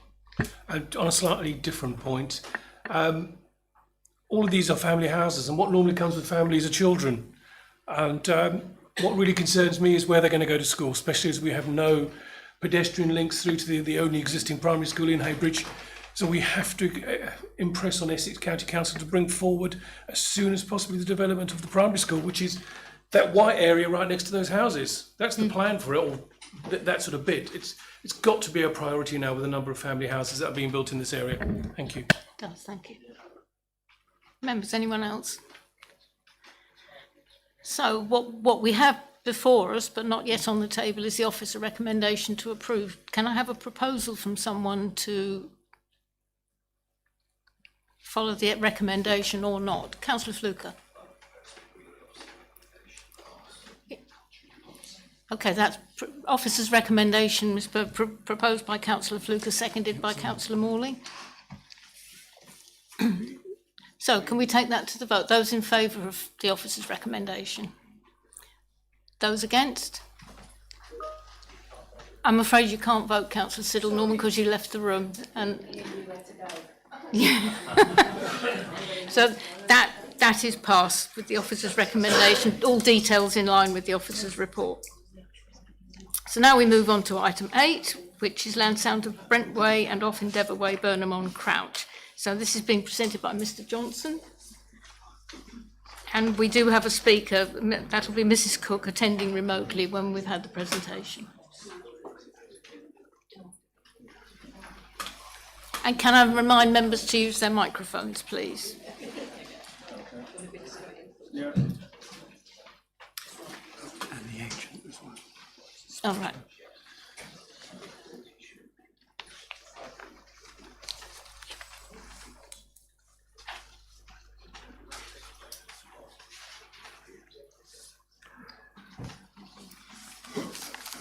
Okay, Mr. Johnson, when you're ready. I'll just get me papers together.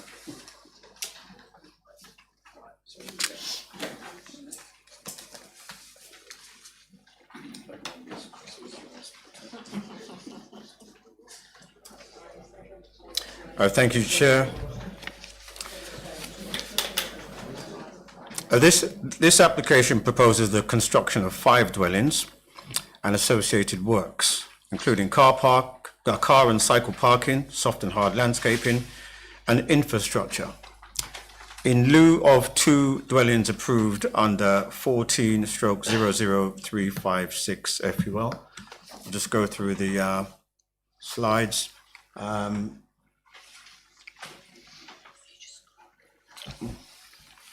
So here we have the development site outlined in red.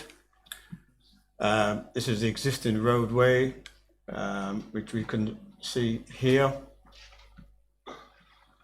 And the development takes place on either side of the road, and this fronts onto Maldon Road. And here is a drone image, again just identifying the site so we can see clearly where they are.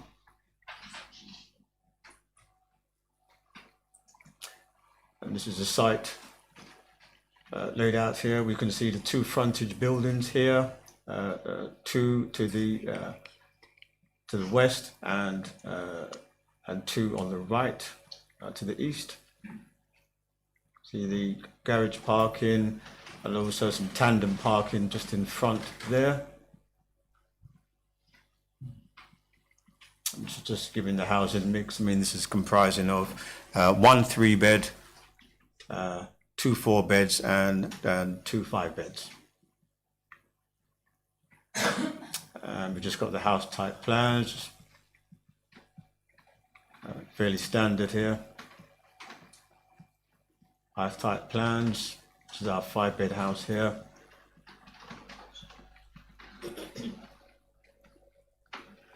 We've got a street scene. We can see the 2 frontage houses flanking the Endeavour Way here. And these are taking sections through the site. We can see the eastern elevation here. This is one of the existing dwellings on the site, and this is on the western elevation. And just some CGIs here. Again, it's showing that the view is taken from Maldon Road, looking into the site. Just have an image there. And again, within the site, this is the western side.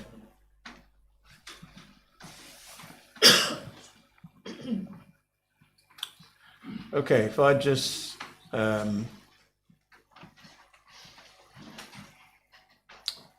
probably leave it on that slide there.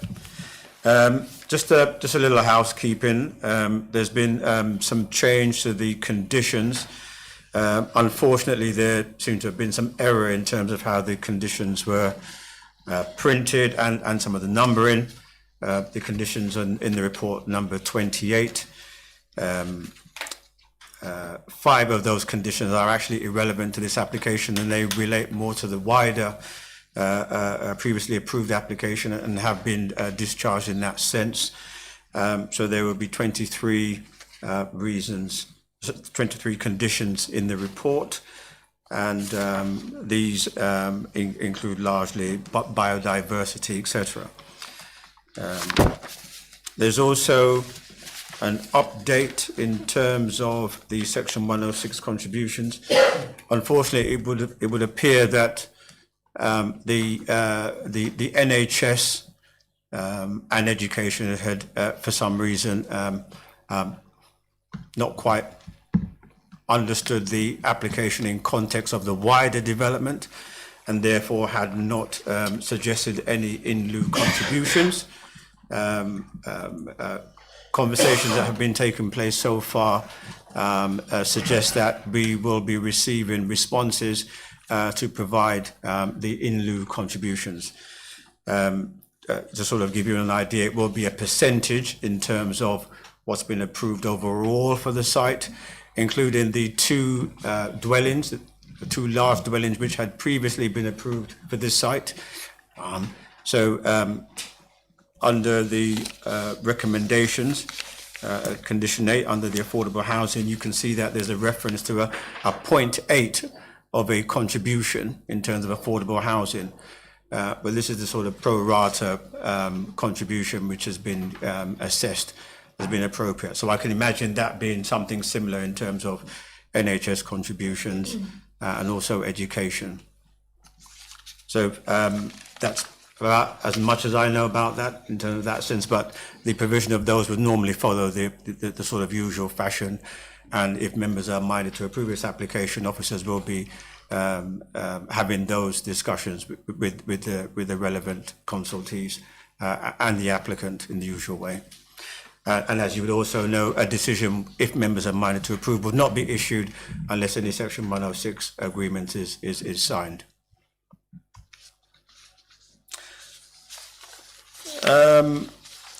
So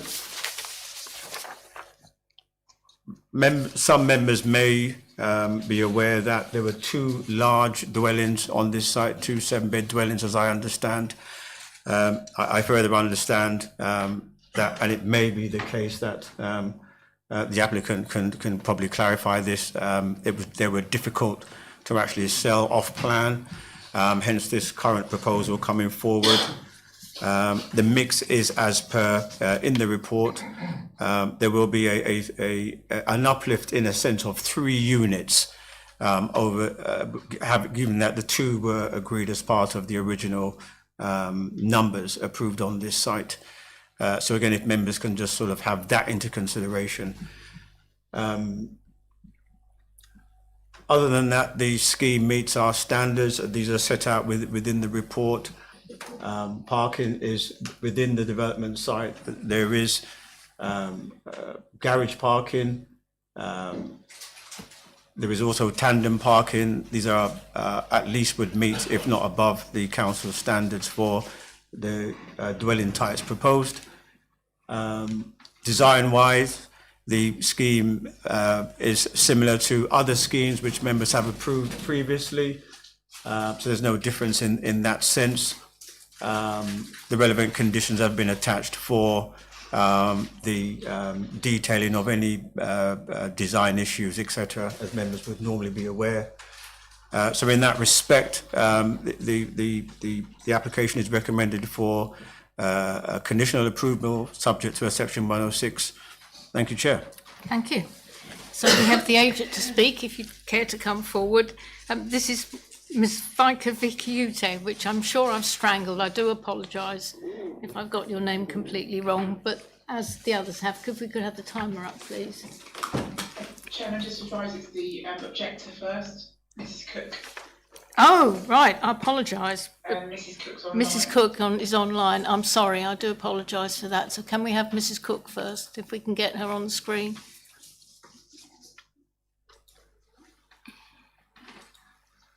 Ah, here we go. There's Mrs Cook. So, Mrs Cook, you have 2 minutes from when you begin to speak. Good evening, and thank you for giving me the opportunity to speak this evening.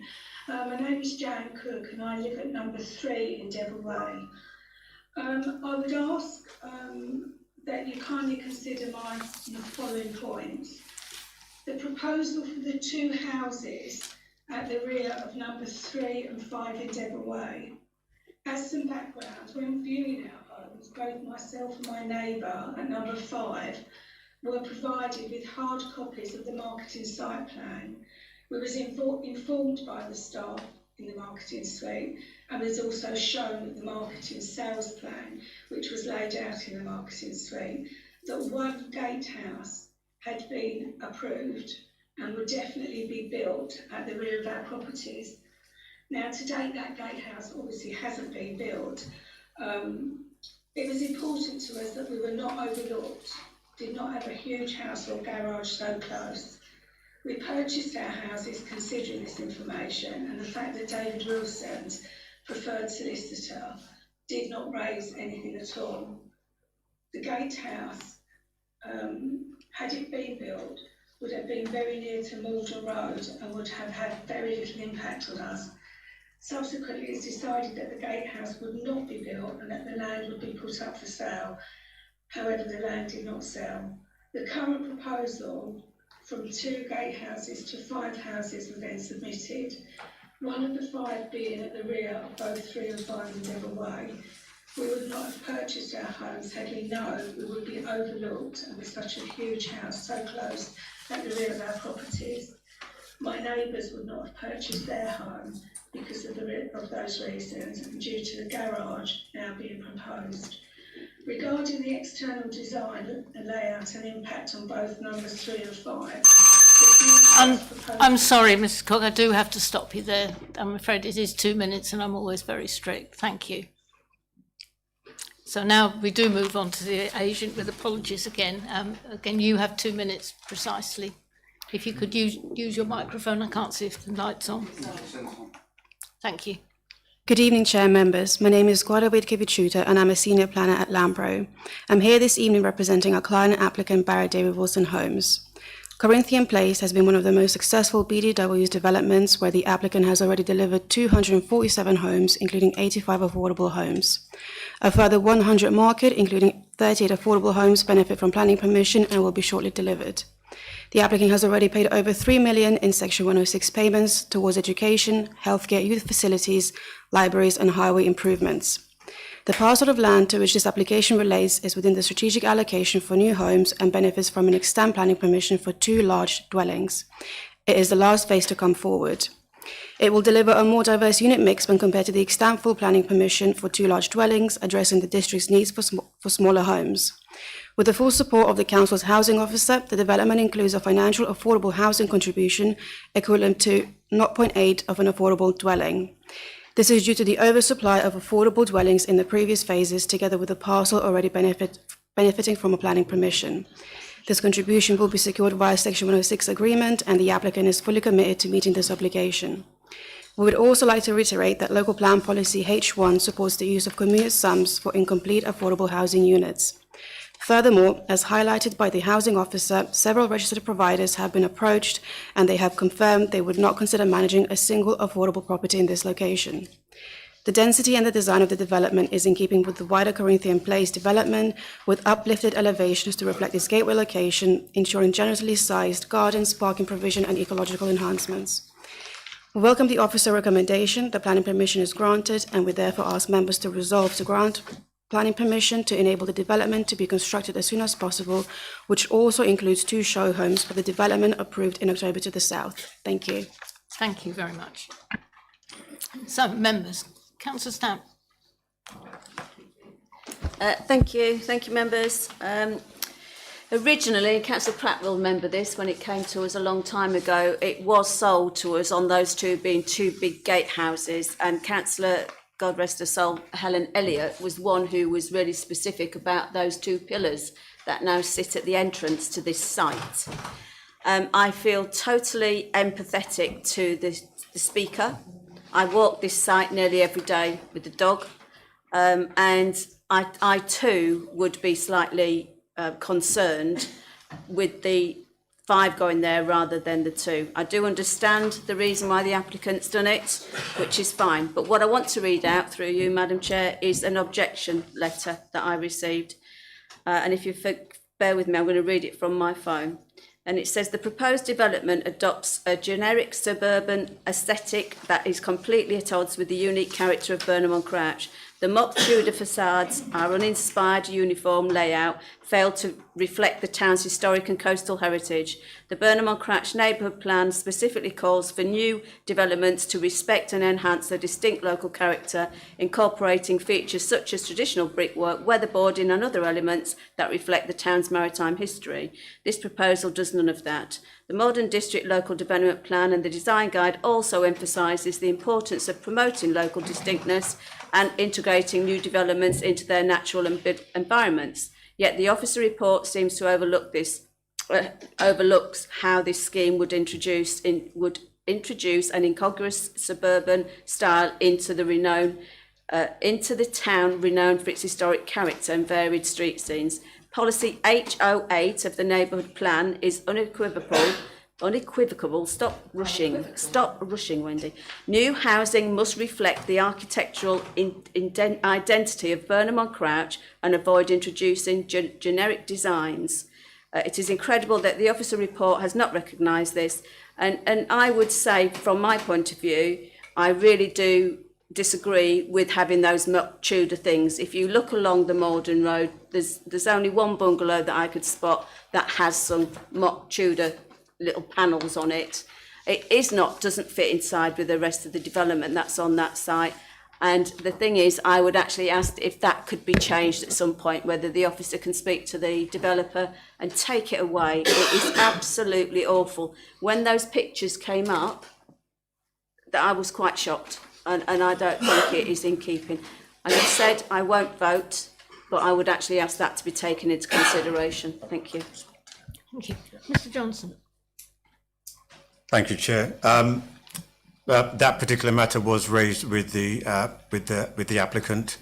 The applicant has responded that if members were minded to support this application, they would be prepared to accept a condition that the architectural detailing of the north elevations of plot 1 and 3, the Morton house types, is reserved for future consideration as an above slab level condition. So in other words, we can manage that detailing as is considered appropriate, having regard to the street scene. Can I thank them if it is approved, because they are awful. Thank you. Thank you. Councillor Bell. Thank you, Chair. I'd just like to reiterate what Councillor Stamp said, really. And there's already, if Mr. Johnson, I don't know if you could go to one of the street scenes, the Maldon Road street scene, please. There's not that one. There was another one that shows the Maldon Road. You can. That's the one. Thank you. Now on the right, you can see something hideous. Now, I don't know how that got through. I really don't. It's enormous. It's got this mock Tudor nonsense, and it bears no resemblance to any building on the Maldon Road, or indeed any building that I know in Burnham. And now we've got these two other buildings, proposed buildings, which are the same, and I'm reassured if we can completely change that and have it weatherboarded. Because why do we bother having design guides if developers are just going to be able to ignore them completely? I am also deeply concerned about the loss of amenity to existing residents. I really feel for them. They bought their houses thinking they were going to get one thing, and now they're going to get something completely different. And it feels terribly unfair. I know we can't do anything about that. Maybe we can. It just feels very unfair. But yeah, anyway, I'll stop there. Thank you. Thank you. Mr. Johnson? Thank you, Chair. In terms of the concerns raised regarding the impact on amenity, I mean, I can appreciate the change in the circumstances of the site in terms of now what's built as opposed to what was originally there. So I can fully appreciate that. But that in itself is not a reason for having, well, significant concerns about the development if the development satisfies our development management control standards otherwise. And there is no physical impact in terms of overlooking loss of light, overbearingness in the usual respects. But I can understand where the sentiment comes from. Thank you, Chair. Thank you. Councillor Fluker. Yeah, thank you, Chairman. When all of these developments came forward in the Maldon Road, it was pretty much on the understanding that all the houses would follow the same generic pattern as the houses in Maldon Road. In other words, they'd all face Maldon Road. So we know that some of them have got by-lanes that service them, but all of them face Maldon Road. So these would be the only two exceptions to that. I hear what Councillor Stamp says about, and Councillor Bell say about mock Tudor beams. But there is nothing in the design guide that refers to the inclusion of mock Tudor beams on houses. And I'm sure if Mrs. Longman is listening this evening, I can imagine what her face looks like. So, Chairman, you know, in many ways, these new developments as a whole, they become a gateway to the town of Maldon. And these ones are completely incongruous. I beg your pardon, Burnham. They're completely incongruous to the layout of Maldon Road, which is the principal road in. So, Chairman, in my mind, I think the design is poor. I think the units should be turned around so they face the road. I think this is a new one now to me, whereby we've got an applicant saying that, you know, they're happy to go back and look at the design of the Tudor beams. I mean, what do we get next? I mean, you know, why didn't they just come back? You know, why didn't they resubmit their application? I really don't get this. But from a design point of view, having the houses not facing the road and just having the side of elevations, I don't think works at all. And because of that, Chairman, in my own mind, I think contrary to the officer's recommendation, members should be minded to refuse this on policy D1 and go back to the developer and say to them, sorry, that these houses should face the Maldon Road like everything else. And it's not a big ask. We did this. Anybody that was on the planning committee when we dealt with Barley Meadows, we actually turned the houses round. We refused the application on design and said the houses need to be turned round so that when you come into Southminster, the houses are looking towards you rather than people coming in and looking at back fences. And they span them round. I mean, I can understand the economics of the layout of this site. I understand the economics of getting rid of what my old friend Councillor Henry Bass used to say, 2 breeze block mansions and replacing them with these smaller houses. Obviously, there's, you know, it's more profitable for the developer. I understand where the 0.8's coming from. But Chairman, my proposal is that we refuse this contrary to policy D1, and hopefully the applicant will come back with the houses facing the road and without the mock Tudor beams. Thank you. Councillor Pratt. Thank you, Madam Chair. Could Mr. Johnson just clarify something he said? He said there was no overlooking, whereas the lady who has an objection living at number 3 says that she will be overlooked. Could you just point out on one of the plans which is number 3 Endeavour Way, and can you assure me, as you just said, that there is no overlooking and that the objector is wrong? Thank you. Thank you. Mr. Johnson. Thank you, Chair. While I've taken my comments in general having regard to the properties around the site and in terms of their proximity, I don't know specifically which is number 3 or which is number 5. Okay, yeah, right. Well, the one, it was one of the two, yeah? It was either one to the east of the frontage building or to the sort of southwest. Yeah, right. So in terms of our development standards, I mean, having a sense of feeling overlooked is not the same as in planning terms, whether the orientation and the distances would result in, say, direct overlooking. So that's the planning answer to that. Yeah. So while the resident who and I appreciate when she bought her house, there would have been no houses there.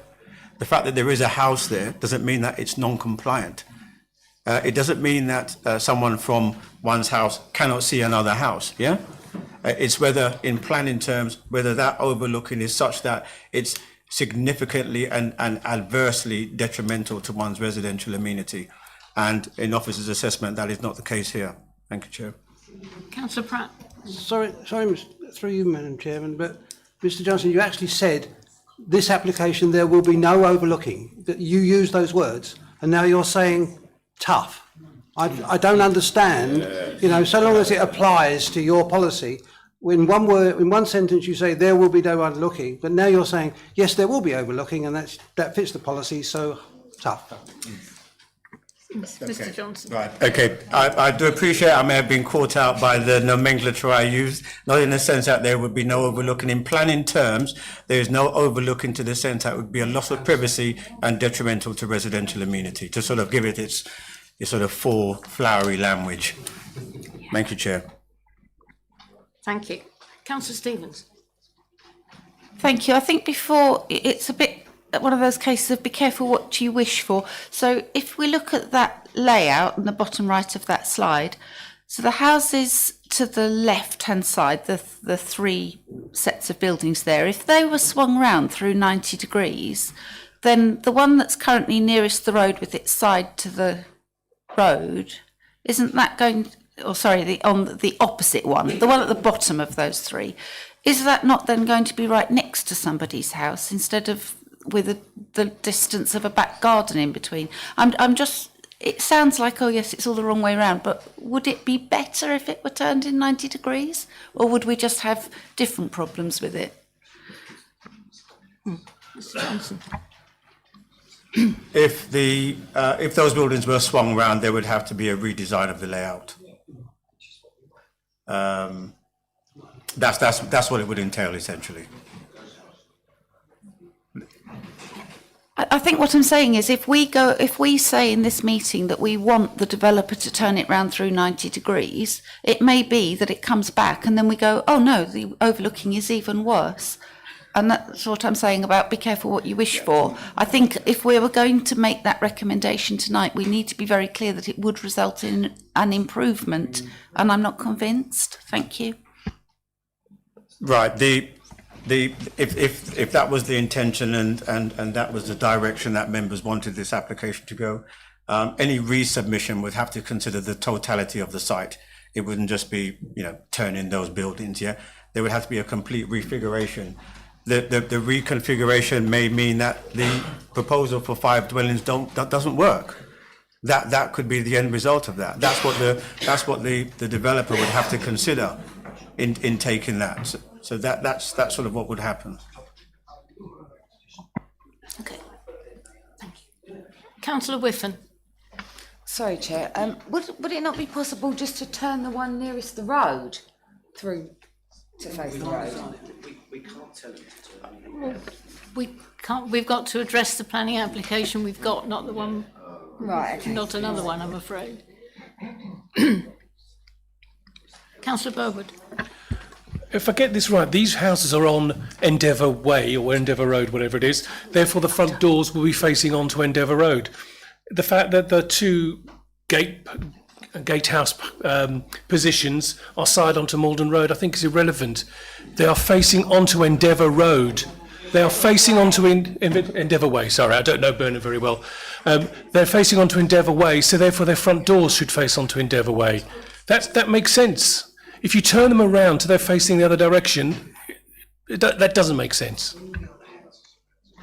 Chairman, could I ask if we could just flick back one slide? I have it. Oh no, it's not far enough. I've got that one there. I've got that one. That one, Mr. Johnson. Yeah.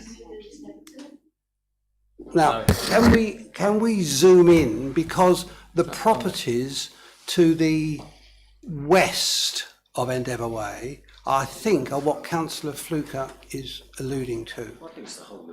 You see, that's the design of the site. There are, if you look to the west of the words of the site, to the left of the blue star, there are 1, 2, 3, 4, 5, 6 houses, all on Maldon Road.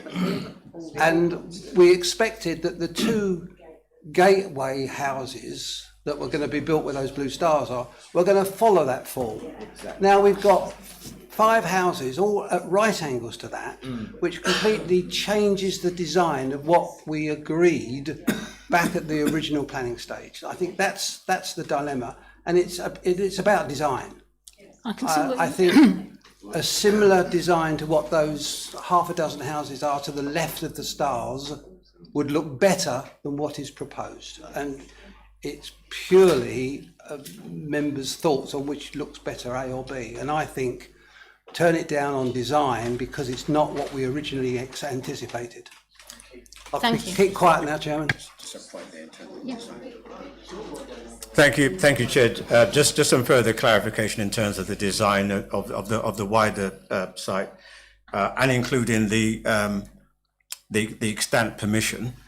The 2 gateway houses were approved with their frontages facing into Endeavour Way and their flanks facing Maldon Road. What I'll also, I've got the plan here. What I'll also add as well is that on an approval last year, dwellings with their sides flanking onto Maldon Road to the west of the subject site was also approved by this committee. So these dwellings with their sides flanking onto, but set quite a way back from Maldon Road, has been approved by this committee. They're not. They're facing opposite this site. I don't believe those are built yet, are they? Well, these are the ones that haven't been built yet. For clarity, those houses to the west face on the Maldon Road. There's no flank to any side. I walk it. Well, I got into trouble for walking it because it's actually private. But you're not supposed to walk it, and they all face it. They're not on the side. When you go down Endeavour Way, the lady who spoke, her house faces, there's a little alleyway, a little paved area that goes. So they side onto Endeavour Way, but they face each other. You don't get any front-facing houses on Endeavour Way until you go further into Endeavour Way. Maldon Road always was supposed to be approved or agreed that they would face. You have to look at is it called the linear? What's it called, the line, that linear development along there? Yeah, linear. Yeah. They're not on the sides, and you're going to change the whole of the Maldon Road, and there is lots of different style of houses on there. And to be quite honest with you, David Wilson Homes have built an excellent, even though it wasn't very popular, housing estate there. And I do feel that we should actually go back to them and ask them to do something in keeping to the Maldon Road, because it will spoil that site. Thank you. Thank you. Can I just come back, just because I put that slide together? So I think it probably confuses when we're talking about east and west, because I've reorientated the slide because of the drone image. So actually, it's it's the other way around. So yeah. So when Michael's been talking about. Right. Yeah, so we're now talking about to the right-hand side of the star, so here where the cursor is, this field here has an extant consent for 37 dwellings, and within that, a new access coming off the B1010, and within that development site, there's a number of dwellings that have been consented with that mock Tudor design we don't like, but also with dwellings with their flank fronting onto the B1010. They're just building that site out now. And they've done that one house with the mock Tudor, and it's caused absolute riots. And it looks dreadful. There's one house so far that have got it on. Thank you. Councillor Fittett. And I was allowed to vote and speak in that one. It just looks like badly painted, but Thank you, Chair. This is obviously a difficult one because it's the end of a development that's already been consented to. I can understand the challenges, but I mean, I'm very disappointed that yet again we've got developments coming forward that are large properties. I mean, we've just consented to a development a few weeks back where, was it 32 out of the 38 houses were 3 and 4 bedroom. Now we've got another 5 3 and 4 bedroom. We're facing targets from the government that are going to increase our housing target from 239 to 544, 127% affordability uplift because the housing isn't affordable enough. Last year, our median house price of new build was £455,000. And yet we're continually consenting to these large developments without any consideration of small developments. I've had a look at look at the bigger picture of this development. And there's absolutely no one beds built on this development at all. Yeah, none at all. 69% of it is 3 and 4 bedroom properties. Yeah. 69% is 3 and 4 bedroom properties. And going back to the 3 bedroom affordable housing, we're supposed to have at least 25% really, according to the SMART and the local housing assessment, 15%. So we're building these huge, great properties that we don't need, and we're not building the houses that we do need.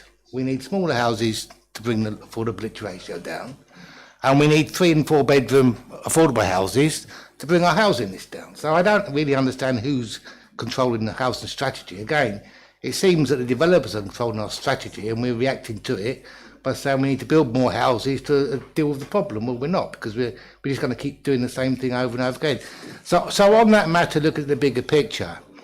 Given they've made so much money out of the district by the housing mix they've consented to, very large, expensive properties for market, the cheapest type of affordable housing they can provide, I'm very disappointed that when we don't look at the bigger picture of the extant consents, that if we're 0.8 of a house, why could we not have an additional affordable house in one of those 2 extant applications? Why has it got to be a bit of one in this group of 5? I mean, that's where I'd be coming from if I was talking to the developers, to say we don't want money to spend on projects that we probably not going to deliver properly. We want houses built that are affordable, and I'd be pushing it that way. I just don't understand what's going on with the mix at all. It just dumbfounds me. Thank you, Chair. Thanks. Mr Johnson, have you said it all before? Thank you, Chair. I suppose this site is probably slightly different in the sense that there is an extant permission on this site for 2 very large dwellings. So there is an uplift of 3. One of those is a 3 bedroom, but I do appreciate the other 2 are 5s and 4s. So I'm not quite sure how that mixes in with the balance there. I've spoken to the housing officer regarding this matter. I mean, I can't read out the whole of his email, but sort of in summary, he supports the commuted sum of 0.8, which in his view can go towards the supporting the provision of at least 2 additional affordable housing elsewhere in the district. He's also, particularly in light of this and the issues that have been raised, has gone out to registered housing providers in terms of whether they would support any affordable housing on this site. He's had a clear no from them, even those that have existing affordable housing on the site. So that's the position in terms of the market as of the last couple of days, with direct involvement of those who are delivering the affordable housing.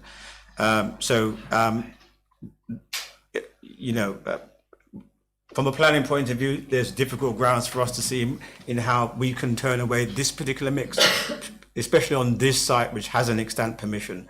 That may make it a little bit different in terms of what might have been calculated in terms of fixed numbers with an overall, say, outline permission, which I do appreciate the context of your comments. Yeah, that's really what I would have to say about that. I think there was I think there was another point I wanted to raise in terms of 1 bed, because there are some 1 beds on this site. You had Lisa had a schedule. Well, yeah, social housing, yeah, that's right, yeah. Thank you, Chair. Councillor Morley. Yeah, thank you. Do you think they've done it like that? Because it's actually an Endeavour way. And I can't see how you're going to have traffic going out onto the Maldon Road. I just think it's containing the traffic in Endeavour way a bit, you know? Well, it looks... Sorry, not across the floor, please. Okay. Sorry, I'd rather please, not deliver a across the skip floor. lorry like...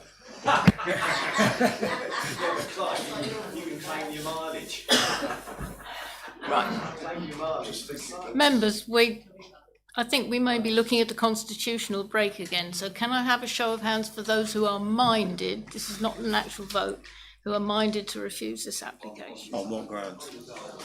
On grounds of design. Quick count. Right, 1, 2, 3. Don't drop your hands yet, I'm counting. 1, 2, 3, 4, 5, 6, 7, 8, 9, 10, 11, 12. That's 13. Can I have a show of hands for the opposite view? Right. Okay, constitutional break it is. It means we have to come back. It means we have to come back. It depends when it can be scheduled. But I'm going to have the constitutional break has been invoked. I'm going to speak to Mr. Johnson now about whether he can accept those reasons for refusal and go ahead tonight. Mr. Johnson. I think there's almost a rule of thumb here. If it's on design grounds, where design's a bit subjective, as long as it's not too ridiculous, yeah. the mock Tudor in itself probably would be hard to push. Yeah. But if we're talking about fundamental things in the orientation of buildings and facing the street, having that sort of street presence, that does raise wider design issues. Okay. So that's probably something that decision can be taken tonight. Right. Yeah.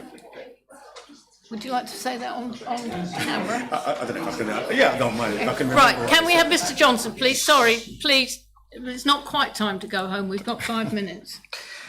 Thank you, Chair. The Chair, myself, and the Vice Chair just had a discussion about the constitutional break because there was a minded to overturn of officer's recommendation. It is automatically introduced, and as I said on the previous application, it gives us two options: either whether we feel that as from an officer's, there'll probably be difficulty in terms of going forward with a minded to recommendation for refusal, or if we feel whether there is enough reasons there for a decision to be taken tonight, and therefore there's more confidence in going forward should any appeal be submitted. And similar to the previous, I do feel that there are reasons here on design grounds from the discussion I've heard, particularly around the orientation of the buildings. Probably less so than the sort of mock Tudor elements, but particularly around the orientation, that would obviously have an impact in terms of the development. But there's probably grounds there in which not successful, but a reasonable challenge can be made without invoking any particular costs or comments of the council being unreasonable. Thank you, Chair. Thank you. So, Councillor Fluker, would you care to make your proposal again? And we'll see. This time we'll see if it's seconded. Thank you, Chairman. I propose, Chairman, that contrary to the officer's recommendation, the application is refused on terms of policy D1. Thank you. Seconded by Councillor Pratt. Thank you. Those in favour of the proposal to refuse, please show. 1, 2, 3, 4, 5, 6, 7, 8, 9, Pretty much everybody. That's 14 in favour. Those against?